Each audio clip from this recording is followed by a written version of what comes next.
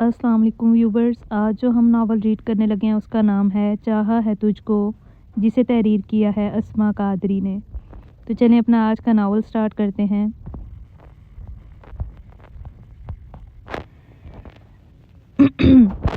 वो परी कहाँ से लाऊं, तेरी दुल्हन जिसे बनाऊं, कि गोरी कोई पसंद ना आए तुझको, कि छोरी कोई पसंद ना आए तुझको। चाय की ट्रे टेबल पर रखते हुए अक्सा शोखी से गुनगुनाई तो अमीना बेगम और निदा के होंठों पर मुस्कुराहट दौड़ गई। बदतमीज़, मजाक उड़ा रही हो मेरा? हसन ने चाय रखने के लिए झुकी हुई अक्सा का कान पकड़ा।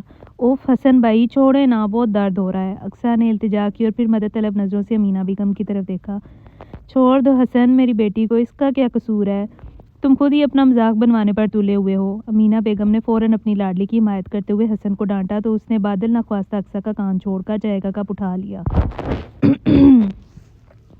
अक्सा अमीना बेगम के साथ लगकर उनके बेड पर बैठते हुए अपना कान सहलाने लगी। खामखा तुमने बच्ची का कान सुर्ख कर डाला, वरना इसने इस वक्त मेरे जज्बात की बिल्कुल सही तर्जुमानी की है। मुझे तो खुद समझ में नहीं आ रहा कि तुम्हारे लिए लड़की तलाश करने के लिए कौन से कुओं में बांस चलवाऊं। जान पहचान, अजीज रिश्तेदार, मोहल्लेदार सबको कंगाल डाला है, लेकिन तुम हो कि किसी लड़की पर हाँ करने का नाम ही नहीं लेते। निदा ने भी अक्सा की हिमायत करते हुए अपनी खफगी का इजहार किया। दिखाएं तो निदा बाजी, आज किस बेचारी को रद्द किया है? हसन भाई ने। अक्सा ने तस्वीर लेने के लिए निदा की तरफ हाथ बढ़ाया। अफशा नाम है, मेरी नंद के जेठ की बेटी है। इतनी प्यारी है कि अंधेरे कमरे में बिठाओ तो कमरा जगमग करने लगे, लेकिन हमारे भाई साहब की वही एक ना है। निदा ने उसे तस्वीर थमाते हुए शिकवा किया।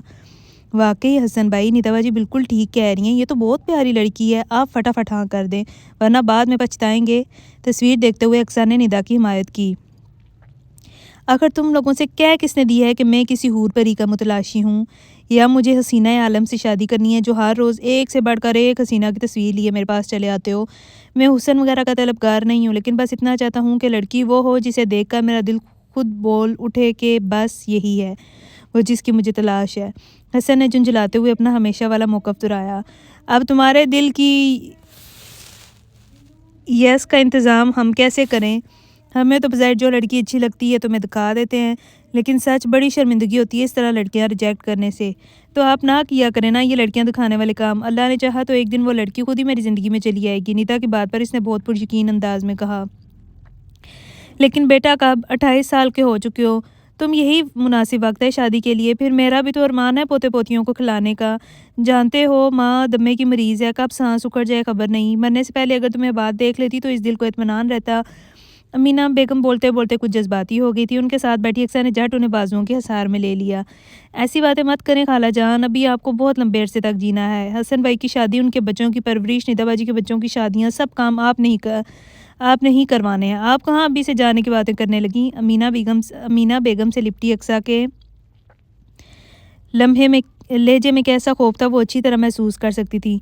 चुनाचा उसका मूड तब्दील करने के लिए अपने लहजे को खुशगवार करते हुए बोली, और तुम्हारा भी तो कुछ इंतज़ाम करना है मुझे।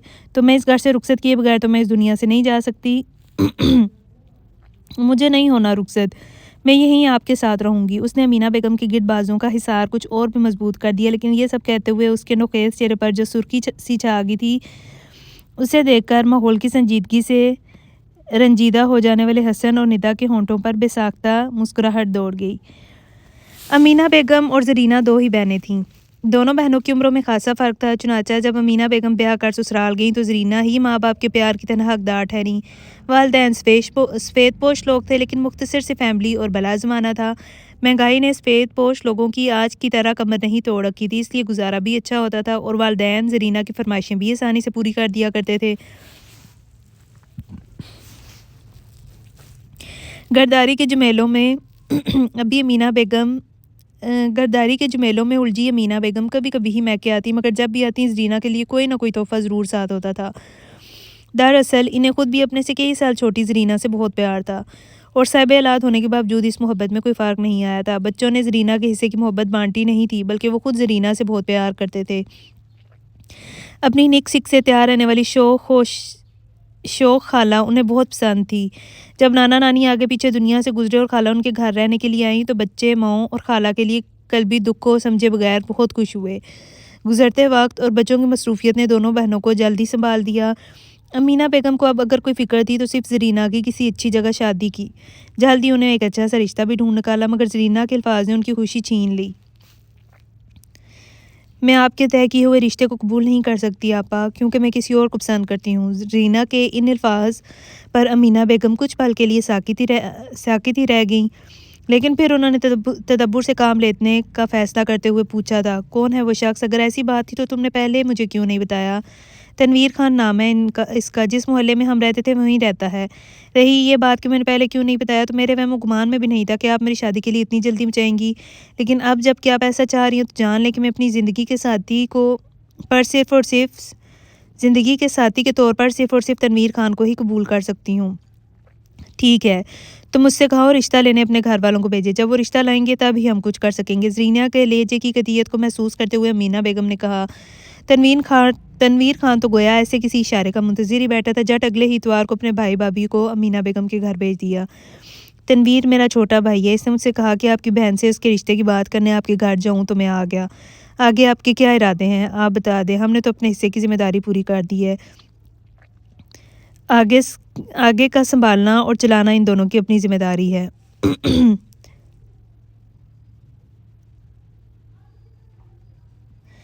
तनवीर का भाई बैनुल सतूर क्या कहना चाह रहा है, अमीना बेगम खूब समझ रही थी। इस शख्स ने वाज़े कर दिया था कि वो सिर्फ भाई के कहने पर रिश्ता लेके आया, लेकिन वो अपने भाई के सिलसिले में किसी किस्म की ज़िम्मेदारी कबूल करने को तैयार नहीं। इस बात ने अमीना बेगम के दिल में खटका सा पैदा कर दिया, लेकिन तनवीर खान के भाई भाभी पर कुछ ज़ाहिर किए बगैर उन्होंने सोचने का वक़्त लेकर करीने से उन्हें घर से रुखसत किया। असल में उनकी शादी को तो कई साल हो चुके थे और की तनवीर की फैमिली उनकी शादी के बाद ही उनके मैके वाले मोहल्ले में आकर बसी थी, इसलिए वो उन लोगों के बारे में वाकिफ़ नहीं थी। उन्होंने अपने शौहर मुकर्रम अली के ज़रिए तनवीर खान के बारे में मालूमात हासिल करने का काम लगाया और फिर जो इत्तलात मुकर्रम अली ने दी वो कुछ खुशकुन नहीं थी। तनवीर खान के बारे में मालूम हुआ था कि वो खासा लाउबाली और गैर ज़िम्मेदार शख्स है, जो ज़्यादा अरसा किसी जगह टिका नौकरी नहीं करता और अक्सर बेरोज़गार ही रहता है। बेरोज़गारी के ये दिन वो अमूमन मोहल्ले के आवारा लड़कों के साथ बैठकर गुजारा करता था। ताश खेलना और आती-जाती लड़कियों को छेड़ना इन लड़कों के पसंदीदा मशागिल थे। तनवीर खान शक्लो सूरत का अच्छा था, इसलिए लड़कियां उसकी तरफ जल्दी मुतवज्जा हो जाती थी। इन्हीं बेवकूफ़ लड़कियों में एक ज़रीना भी थी। बस ज़रीना का मामला इस एतबार से मुख्तलिफ था कि तनवीर खान इससे शादी में दिलचस्पी रखता था। ये सब जानकर अमीना बेगम ने तय कर लिया कि वो हरगिज़ ज़रीना की शादी उस आवारा शख्स से नहीं करेंगी, लेकिन एक बार फिर ज़रीना उनके इरादों की राह में रुकावट बनकर खड़ी होगी। मुझे तनवीर से हर हाल में शादी करनी है, वो बुरा है तब भी। अगर इससे शादी करके मुझे तकलीफ़ उठानी पड़ी तो मैं रोने के लिए आपके घर नहीं आऊँगी। ज़रीना ने बहुत फैसलाकुन और अक्खड़ अंदाज में उनसे ये बात की थी, लेकिन अमीना बेगम उसे यूँ गड्ढे में गिरता हुआ नहीं देख सकती थी, इसलिए उन्होंने भी साफ कह दिया, तुम अभी नादान हो, तुम्हें अपने अच्छे बुरे का नहीं मालूम, लेकिन मैं समझ अकल रखते हुए तुम्हें गलत काम करने की इजाज़त नहीं दे सकती। मेरी तरफ से इस रिश्ते के लिए इनकार है। ऐसी सूरत में मैं और तनवीर कोर्ट मैरिज कर लेंगे। ज़रीना ने बेबाकी से इन्हें धमकी दी थी। ये धमकी देते हुए उसकी आंखों में जो बगावत थी उसने अमीना बेगम को हथियार डालने पर मजबूर कर दिया। उनकी अपनी बेहतर ज़िंदगी थी। अगर ज़रीना अपनी धमकी के मुताबिक अमल कर गुजरती तो अमीना बेगम के लिए शौहर और ससुराली रिश्तेदारों का सामना करना मुश्किल हो जाता। उन्होंने ज़रीना की ज़िद मानकर उसकी तनवीर खान से शादी कर दी। शादी को मुश्किल से 4.25 साल ही गुजरे थे कि ज़रीना अपनी 2.5 साल की बेटी को लेकर उनकी दहलीज पर चली आई। वो शख्स नखट्टू और आवारा ही नहीं, बदकिरदार और बेगैरत भी है। वो चाहता है कि उसकी याशियों की खातिर हलाल हराम की परवाह किए बगैर कुछ भी कर गुजरूँ, लेकिन मैं इतनी बुरी औरत नहीं हूँ आपा। मैंने उसके घर में रहकर अपने जिस्म और जान पर बहुत जुल्म सहे हैं, लेकिन मुझे अपनी इज़्ज़त का सौदा मंजूर नहीं। अगर आप मुझे और मेरी बच्ची को अपने घर में पनाह दे सकती हैं तो ठीक है, वरना फिर समुंदर की लहरें हम माँ बेटी का ठिकाना होंगी। कमज़ोर नातवा ज़रीना ने रोते हुए बहन के सामने अपना मुद्दा पेश किया तो मीना बेगम पे साख्ते ही 4 साल पहले की कही गई उसकी 4 साल पहले की मीना बेगम को 4 साल पहले की उसकी कही गई बात याद आ गई। किस क्रूफर से उसने कहा था, अगर तनवीर से शादी करके मुझे तकलीफ़ उठानी पड़ी तो मैं रोने के लिए आपके घर नहीं आऊँगी। लेकिन अब वो अपने दावे के बरखिलाफ़ यहाँ मौजूद थी। जज्बात में किए गए ऐसे दावे अमूमन बोदेही साबित होते हैं। दावा तो मीना बेगम ने भी ज़रीना को अपने घर से रुखसत करते हुए किया था कि वह मरते दम तक उसकी शक्ल नहीं देखेंगी, लेकिन जब माँ जई रोती बुलगती दहलीज पर आई तो उनके लिए उसे ठुकराना मुमकिन ना हुआ। शोर के तफक्कुरात और बेही नंदों के ताने सब उन्होंने अपनी इस नाफरमान बहन की खातिर सुन लिए। ज़रीना उनके घर में ऊपर वाले पोर्शन में बने कमरे में अपनी बेटी के साथ रहने लगी। ज़रीना की बेटी ज़रीना का अक्स थी। अमीना बेगम के दोनों बच्चे निदा और हसन ने हाथों हाथ इस बच्ची को लिया। अक्सा के आने से घर में रौनक सी छा गई। उसकी किलकारियाँ और प्यारी प्यारी अदाएँ घर बार को उसकी तरफ मुतवज्जा रखती। लेकिन ज़रीना यहाँ आकर बच्ची की तरफ से बिल्कुल गाफिल हो गई थी, या फिर ये था कि उसे बच्ची की तरफ से इत्मीनान था। अक्सर सबकी तवज्जो का मरकज़ बनी हाथों हाथ रहती और ज़रीना अपने कमरे का दरवाज़ा बंद किए सारा दिन वहीं गुजार देती। तनवीर भी पलटकर उसका हाल पूछने नहीं आया था। खुद अमीना बेगम के दिल में बहन के लिए गिला था, इसलिए उन्होंने भी उसकी तरफ ज़्यादा तवज्जो नहीं दी, और जब तवज्जो दी तो बहुत देर हो चुकी थी। पछतावों और दुखों में गिरी ज़रीना के जिस्म में कैंसर के मुज़ी मर्ज़ ने पंजे गाड़ लिए थे। मैदे का कैंसर उसकी जान को ऐसा लगा कि फिर जान लेकर ही टला। अमीना बेगम को बहन से प्यार भी बहुत था, इसके इस तरह घुट-घुट कर मर जाने में उन्हें अपनी बेतौजी का हाथ भी दिखाई देता था। सो उन्होंने बहन की औलाद को सीने से लगाकर उसे उनके हिस्से का सारा प्यार और तवज्जो भी उस पर लुटा दिया। अक्सा उनकी आंखों का तारा थी, जिसे सिर्फ वो ही नहीं घर भर प्यार करता था। कंप्यूटर शट डाउन करके हसन सोने के लिए अपने बेड पर आया तो देखा साइड टेबल पर रखा पानी का जग खाली था। उसे कुछ खौफ का एहसास हुआ। खाली जग का मतलब था कि उसे खुद नीचे जाकर फ्रिज में से ठंडा पानी लाना पड़ता। तमाम तर थकन के बावजूद उसे ये काम करना ही था, क्योंकि अगर रात के किसी पैर उसकी आँख खुल जाती तो वो पानी का एक गिलास लाजमन पीता था। दूसरी सूरत में इसे दोबारा नींद नहीं आती थी। नाचार वो जग उठाकर कमरे से बाहर निकला। सीढ़ियाँ उतरते ही उसे एहसास हुआ कि नीचे के पोर्शन में मुकम्मल खामोशी है। अगरचे अभी रात बहुत गहरी नहीं हुई थी, लेकिन दोपहर के बाद घर वालों ने चंद घंटे इतने शदीद एसाबी दबाव में गुजारे थे कि उनको अब वाकई आराम की ज़रूरत थी। आज फिर अचानक अमीना बेगम की तबीयत बिगड़ गई थी। उनका सांस इस बुरी तरह से उखड़ा था कि इनहेलर देने के बावजूद वह संभल नहीं पा रही थी। वो तो शुक्र था कि मुकर्रम अली घर पर मौजूद थे। उन्होंने अमीना बेगम को फौरी तौर पर अस्पताल पहुंचाया, जहां उन्हें तभी इमदाद दी गई। हसन उस वक्त ऑफिस में था, और जब अक्सा ने फ़ोन पर रोते हुए उसे अमीना बेगम की तबीयत की खराबी की इत्तला दी, वो सब काम छोड़ छाड़ सीधा अस्पताल की तरफ भागा। अस्पताल पहुंचा तो अमीना बेगम अभी ICU में थी, जबकि मुकर्रम अली और अक्सा परेशानी के आलम में बाहर टहल रहे थे। अक्सा की आंखों से मुसलसल आंसू बह रहे थे, जिन्हें वो बेदर्दी से अपने दुपट्टे से साफ करती ज़ेरे लब दुआएं पढ़ने में मसरूफ़ थी। ट्रीटमेंट के बाद अमीना बेगम की हालत संभल गई थी, लेकिन अक्सा का बुरा हाल था। 1-1.5 घंटे के इस अरसे में ही वो खौफ से निचड़ गई थी। अमीना बेगम भी तबीयत संभल जाने के बावजूद काफ़ी निढाल नज़र आ रही थी, लेकिन उन्होंने अस्पताल में एडमिट होना कबूल नहीं किया और चंद घंटों बाद ही असरार करके घर वापस आ गई। घर आने के बाद अक्सर मुसलसल उनकी पट्टी से लग कर बैठी रही थी। 9 बजे के बाद जब हसन अपने कमरे में गया तो अक्सा अमीना बेगम के पास ही थी। खुद हसन कभी इनके पास छोड़ने का दिल नहीं चाह रहा था, लेकिन उसे ऑफिस के कुछ अहम काम निपटाने थे, इसलिए ऊपर के पोर्शन में बने अपने कमरे में चला गया। पहले ये कमरा ज़रीना खाला और अक्सा के इस्तेमाल में था, लेकिन ज़रीना खाला के इंतकाल के बाद अक्सा निदा के साथ उसके कमरे में शिफ्ट हो गई थी और वो कमरा हसन को मिल गया। अब निदा की शादी के बाद निदा का कमरा अक्सा की मलकियत था। हसन फ्रीज़र में से बर्फ़ की क्यूब्स निकालने के लिए फ्रीज़र खोल रहा था कि उसे एहसास हुआ कि अक्सा के कमरे की लाइट ऑन है। दरवाजे के नीचे मौजूद हल्की सी दर्ज में से रोशनी की लकीर बाहर आ रही थी। इसका मतलब था कि वो अभी जाग रही है, वरना वो निदा ही की तरह मुकम्मल तारीकी में सोने की आदी थी। हसन ने फ्रीज़र बंद किया और अक्सा के कमरे की तरफ बढ़ गया। उसे तशवीश थी कि कहीं वो रो ना रही हो। अमीना बेगम की तबीयत खराबी का वो हमेशा ही बहुत असर लेती थी। उसने दरवाज़ा थोड़ा सा वाकर के अंदर झांका। अक्सा बेड पर किताबें फैलाई बैठी थी। उसके हाथ में मौजूद कलम नोटबुक पर तेज़ी से चल रहा था। वो इतनी मसरूफ़ थी कि उसे हसन के दरवाज़ा खोलकर अपने कमरे में झांकने का एहसास भी ना हुआ। हसन ने भी उसे मुनासिब किए बगैर दरवाज़ा आहिस्तगी से दोबारा बंद किया और किचन की तरफ बढ़ गया। वह चूल्हे पर चाय का पानी रख रहा था। चाय चढ़ाने के बाद उसने कैबिनेट्स खोलकर तलाशी ली और तो उससे एक जार में रखे कुकीज़ मिल गए। कुकीज़ एक प्लेट में निकालने के बाद उसने प्लेट ट्रे में रखी और फिर लाउंज में फ्रिज तक गया। फ्रिज का जायज़ा लेने पर उसे केक का बचा हुआ एक बड़ा सा टुकड़ा नज़र आ गया, जो कल शाम वो निदा और उसके बच्चों की आमद पर चाय पर लाया था। केक पीस निकाल कर वो किचन में वापस आया और उसे भी कुकीज़ के साथ ही ट्रे में रख दिया। इस दौरान चाय तैयार हो चुकी थी। वो कपों में चाय निकाल कर कप ट्रे में रखे। अब भी कुछ देर कबल अक्सा के कमरे में झांकते हुए यूँ से याद आया था कि आजकल अक्सा के कॉलेज में प्राइमरी एग्ज़ाम्स चल रहे हैं। सारा दिन अमीना बेगम के साथ वक्त गुजारने की वजह से यकीनन वो अपने कल के पेपर की तैयारी नहीं कर सकी थी, इसलिए अब किताब खोले उसमें गर्क थी। हसन को याद था कि जब उसने उसे और अब्बू को रात का खाना सर्व किया था तो वो तो वो ये कहकर के बाद में खा लूँगी, खुद खाने में शामिल नहीं हुई थी।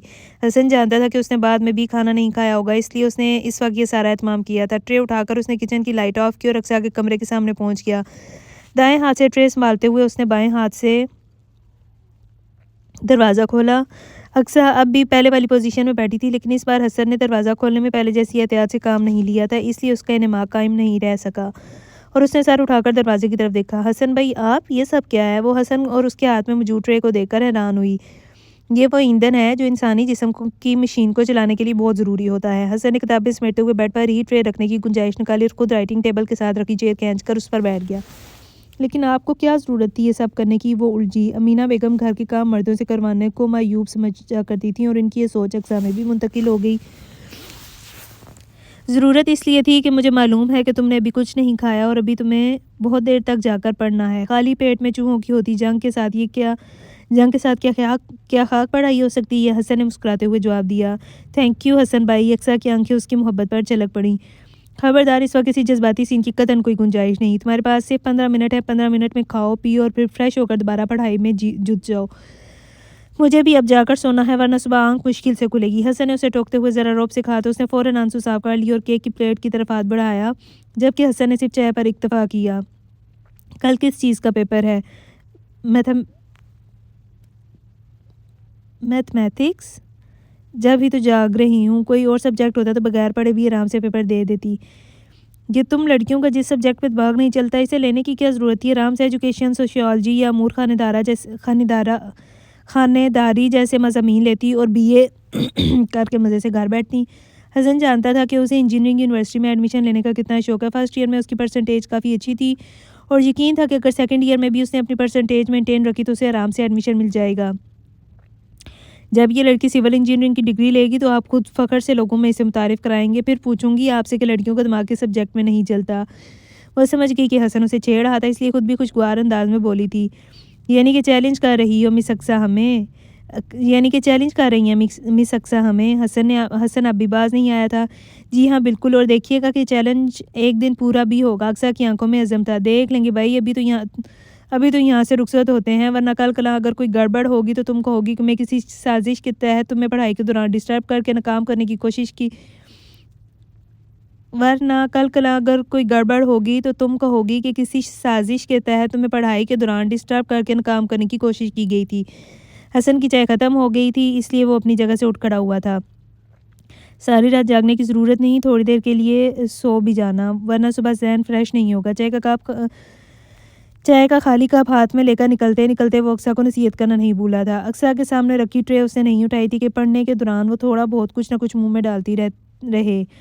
खालाजान देखें, हसन भाई मेरी बात नहीं मान रहे, कब से कह रही हूँ मुझे मेरे दोस्त के घर ले चलें, लेकिन सुन के ही नहीं दे रहे। वो शिकायत लेकर अमीना बेगम के पास आई। अम्मी, आप इसे समझा लें कि रोज़ रोज़ मुझे ड्राइवर बनाकर अपने दोस्तों के घर ना ले जाया करे। अच्छा खासा इज़्ज़तदार बंदा हूँ, लेकिन इस चिटांग पर लड़की ने मुझे अपना शोफर बना के रखा है। हसन ने जवाबी शिकवा पेश किया। मुझे कोई शौक़ थोड़ा ही दोस्तों के घर जाने का, किसी ना किसी काम से ही जाती हूँ। आज भी मेरे फ़िज़िक्स के नोट्स उमैमा के पास रह गए, इन्हें लेने जाना है। अक्सा ने अपनी सफाई पेश की। ले जाओ ना हसन, क्यों तंग कर रहे हो? मेरी बेटी को पता भी है इसके इम्तिहान चल रहे हैं, इसे तैयारी करनी होगी। अमीना बेगम ने हस्बे मामूल अक्सा की हिमायत की। अम्मी ने कहा है अब तो मानना ही पड़ेगा, जाओ जाकर मेरे कमरे से गाड़ी की चाबी लेकर आओ। हसन ने मुंह बनाते हुए कहा तो वो फातिहाना नज़रों से उसे देखती हुई बाहर निकल गई। ये ज़्यादती है अमीना, अभी कुछ देर पहले ही तो बच्चा ऑफिस से थका हुआ है और तुम ज़रा सी लड़की के कहने पर इसे एक बार फिर दौड़ लगवा रही हो। अमीना बेगम की दोनों नंदे उनकी मजाज पुरसी के लिए आई थी। मुकर्रम अली ने फ़ोन पर उन्हें अमीना बेगम की तबीयत खराबी के बारे में इत्तला दी थी। अब चाहे बाबा से दिलचस्पी हो या ना हो, भाई की खातिर तो उन्हें आना ही था। वो काफ़ी देर से यहाँ आई हुई थी और अक्सा को घर में चहकते और मालकाना अंदाज में घूमते फिरते देखकर हस्बे मामूल दिल ही दिल में किलस रही थी। अब जो उन्होंने देखा कि हसन की मर्जी के बगैर अमीना बेगम उसे अक्सा के साथ उसकी दोस्त के घर भेज रही हैं, तो बड़ी ना नुसरत ने अमीना बेगम को टोक दिया। अरे नहीं पुप्पो, ऐसी कोई बात नहीं, मैं बिल्कुल भी थका हुआ नहीं हूँ। ये तो बस अक्सा को तंग करने के लिए झूठे मूठे बहाने बना रहा था। अमीना बेगम से पहले हसन ने अपनी पुप्पो की तसल्ली करवाई और कमरे से बाहर निकल गया। नीदा नहीं आई तुम्हारी तबीयत की खराबी का सुनकर? भतीजे के जवाब ने मजीद एतराज़ की गुंजाइश नहीं छोड़ी थी, इसलिए नुसरत ने मौजूद गुफ्तगू बदल दिया।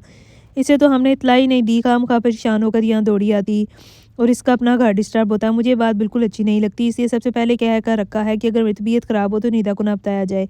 अमीना बेगम ने निदा के ना आने की वजह बताई।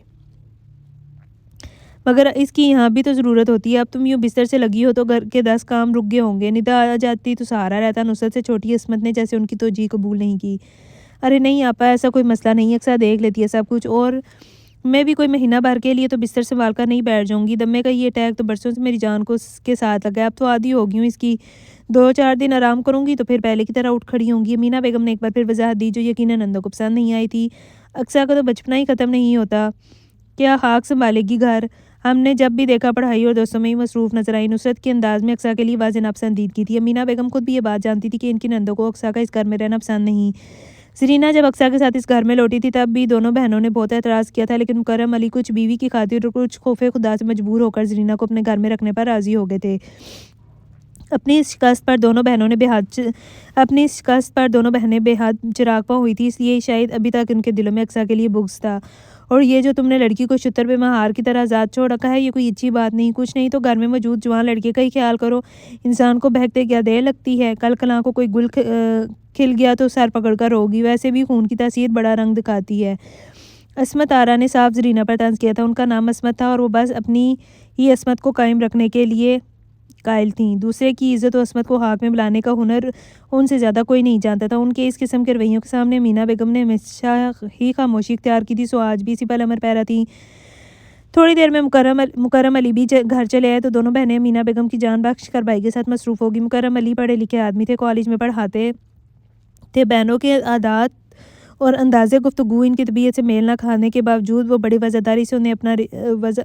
वज़ादारी से उनसे अपना रिश्ता निभा रहे थे।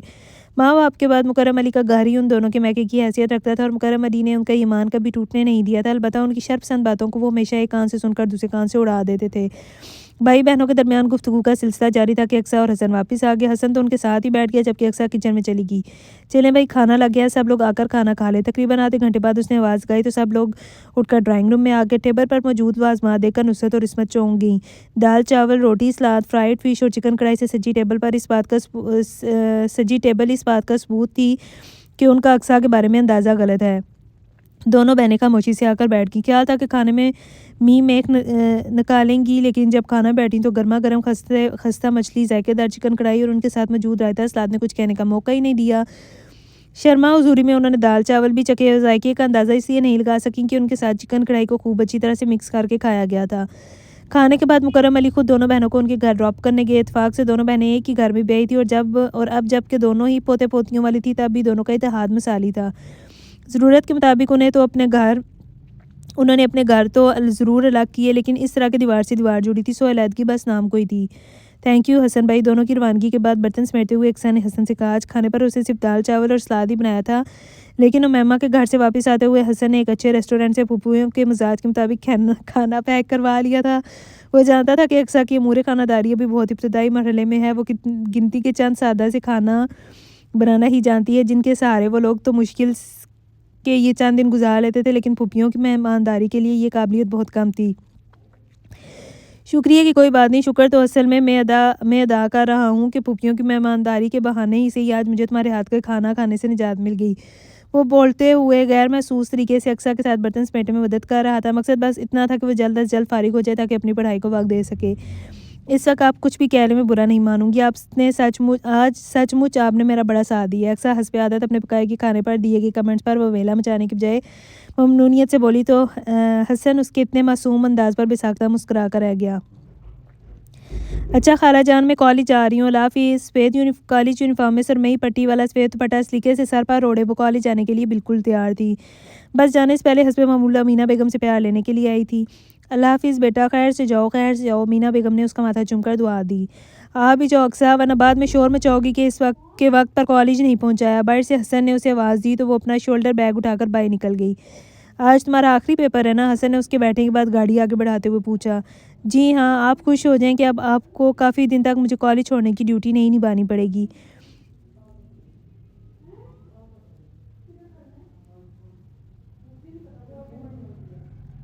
अब बस मुझे इन एग्ज़ाम्स का रिज़ल्ट और एडमिट कार्ड लेने ही एक बार कॉलेज जाना पड़ेगा, उनके बाद तो फाइनल एग्ज़ाम शुरू हो जाएंगे। अक्सर ने उनको तसल्ली देने वाले अंदाज में सारी तफसील बताई। पागल हो तुम, मैं कभी कभार तुम्हें छेड़ने के लिए कुछ कह देता हूँ तो इसका मतलब हरगिज़ भी ये नहीं कि मुझे तुम्हारे काम करने में कोई तकलीफ़ होती है। तुम सिर्फ अम्मी को ही नहीं, हम सबको भी बहुत अजीज़ हो, और जो लोग अजीज़ हो उनके काम तो इंसान खुशी से करता है। हसन उस वक्त संजीदा मूड में था। चले, अच्छा है आपने मेरी तसल्ली करवा दी। अभी मैं आपको एक काम बताने लगी हूँ। उसकी बात सुनकर अक्सा ने शौकी से कहा, मारेंगे, ये नहीं गलत वक्त पर डायलॉग बोल दिया। हसन ने चेहरे पर बेचारगी तारी करते हुए कहा तो अक्सा खिलखिलाकर हंस दी। आज ऑफिस से वापसी में नीता बाजी को उनके घर से ले आइएगा। कल रात मेरी उनसे फ़ोन पर बात हुई थी। मैंने उनसे कहा था कि मेरे फाइनल एग्ज़ाम्स के से पहले एक बार बच्चों के साथ रहने के लिए आ जाएं, वरना फिर बाद में मैं बिज़ी हो जाऊंगी तो सबके दरमियान बैठकर बातचीत करने का टाइम नहीं मिलेगा। तो वो कहने लगी कि आजकल आमिर भाई मसरूफ़ होते हैं और इन्हें छोड़ने नहीं आ सकते। मैंने कहा कोई बात नहीं, हसन भाई आपको लेने आ जाएंगे। मैंने ठीक कहा ना हसन भाई, आप पहले जाएंगे ना, आप चले जाएंगे ना निदा बाजी को लेने। सारी तफसील सुनाते हुए आकर में बहुत मासूमियत के साथ पूछा गया। हसन के पास हाँ करने की सिवा कोई चारा नहीं था। निदा बाजी आएंगी तो तभी उन्हें खाला जान की तबीयत के बिगड़ने के बारे में भी बता देंगे। ना बताने पर वो नाराज़ तो होंगी, लेकिन हम चुप रहकर उनकी नाराज़गी बर्दाश्त कर लेंगे। खाम खा वो परेशान होती, उसके मामले में उनकी थोड़ी देर की नाराज़गी बेहतर है। अब वो निदा के आने के बाद का प्रोग्राम सेट कर रही थी, जिन्हें हसन सिर्फ मुस्कुराते हुए सुन रहा था। ये आप इतना मुस्कुरा क्यों रहे हैं? वो शक भरी नज़रों से उससे देखने लगी तो वो हंस पड़ा। मैं समझ गई आप इसलिए खुश हो रहे हैं कि निदा बाजी अपने साथ हसीनाओं की तस्वीरों का स्टॉक भी लाएंगी, जिनमें से शायद कोई एक आपके दिल को भा जाए। उसकी बात सुनकर उसकी बात पर हसन का कहका बेसाख्ता था। जवाबन अक्सा ने उसे नाराज़गी से घूरा और फिर मुंह मोड़कर खिड़की से बाहर देखने लगी।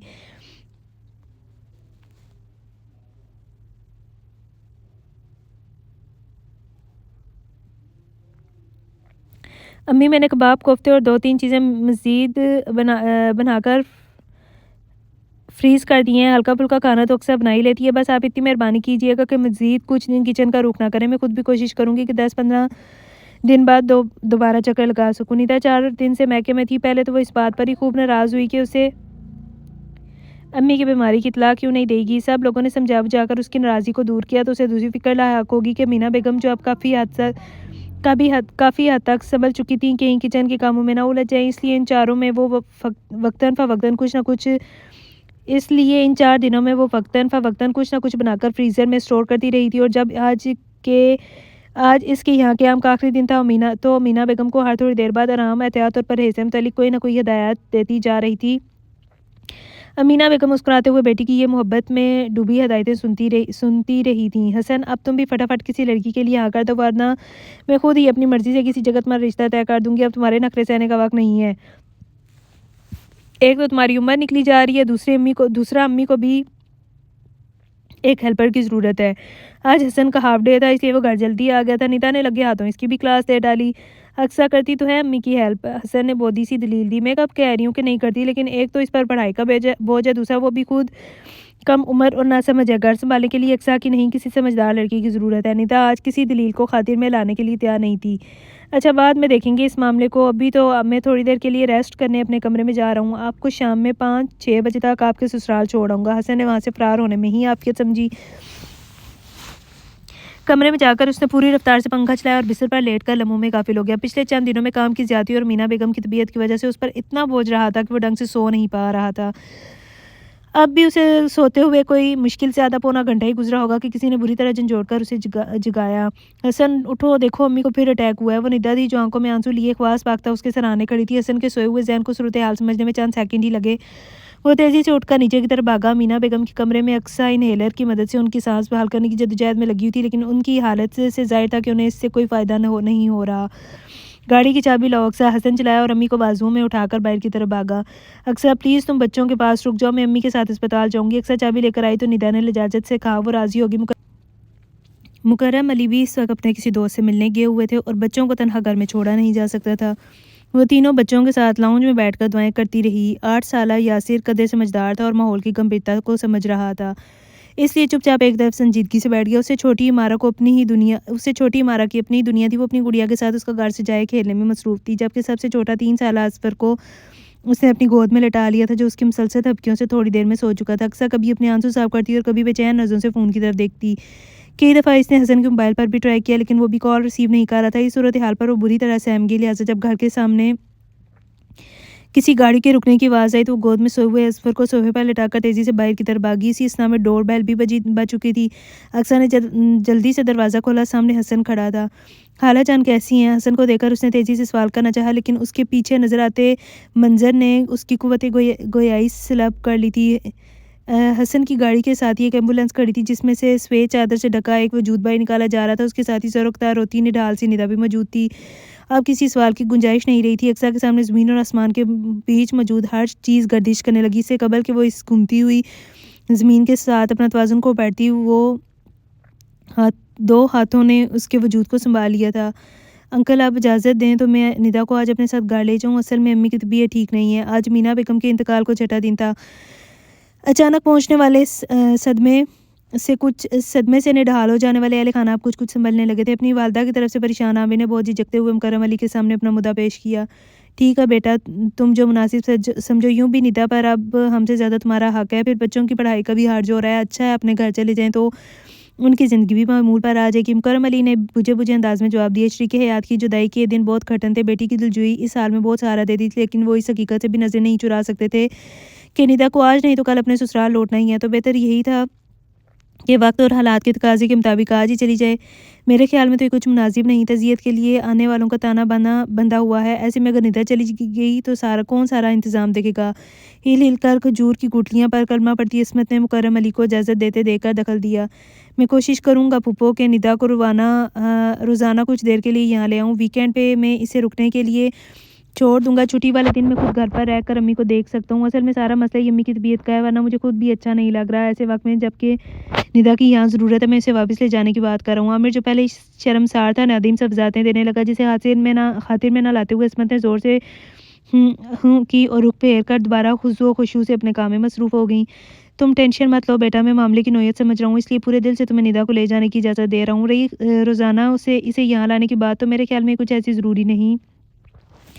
तुम थके आ रहे ऑफिस से आकर रोज़ाना इतनी लंबी ड्राइव की मुशक्क़त उठाओ, ये ज़्यादती है। बस तुम अपनी सहूलत से वीकेंड पर निदा को यहाँ छोड़ जाना। बहन के तसुरात का असर ज़ाहिर करने के लिए मुकर्रम अली दामाद के साथ कुछ और नरम हो गए। ये किसके आने जाने की बात हो रही है भाई? नुसरत जब भी कमरे में दाखिल हुई थी, दूरी गुफ्तगू सुनकर पूछने लगी। निदा का जिक्र है, खैर से आमिर मियाँ बीवी को वापस ले जाना चाहते हैं और हमारे भाई साहब ने इजाज़त भी दे दी है। अस्मत आरा ने फौरी तौर पर बहन को इतला दी। वहाँ रद्दे अमल हस्बे तवक्काता हैं। ये मैं क्या सुन रही हूँ? निदा चलेगी तो यहाँ के मामलात कौन देखेगा? उन्होंने हैरानी का इज़हार किया। यहाँ की क्या फ़िक्र है आपा?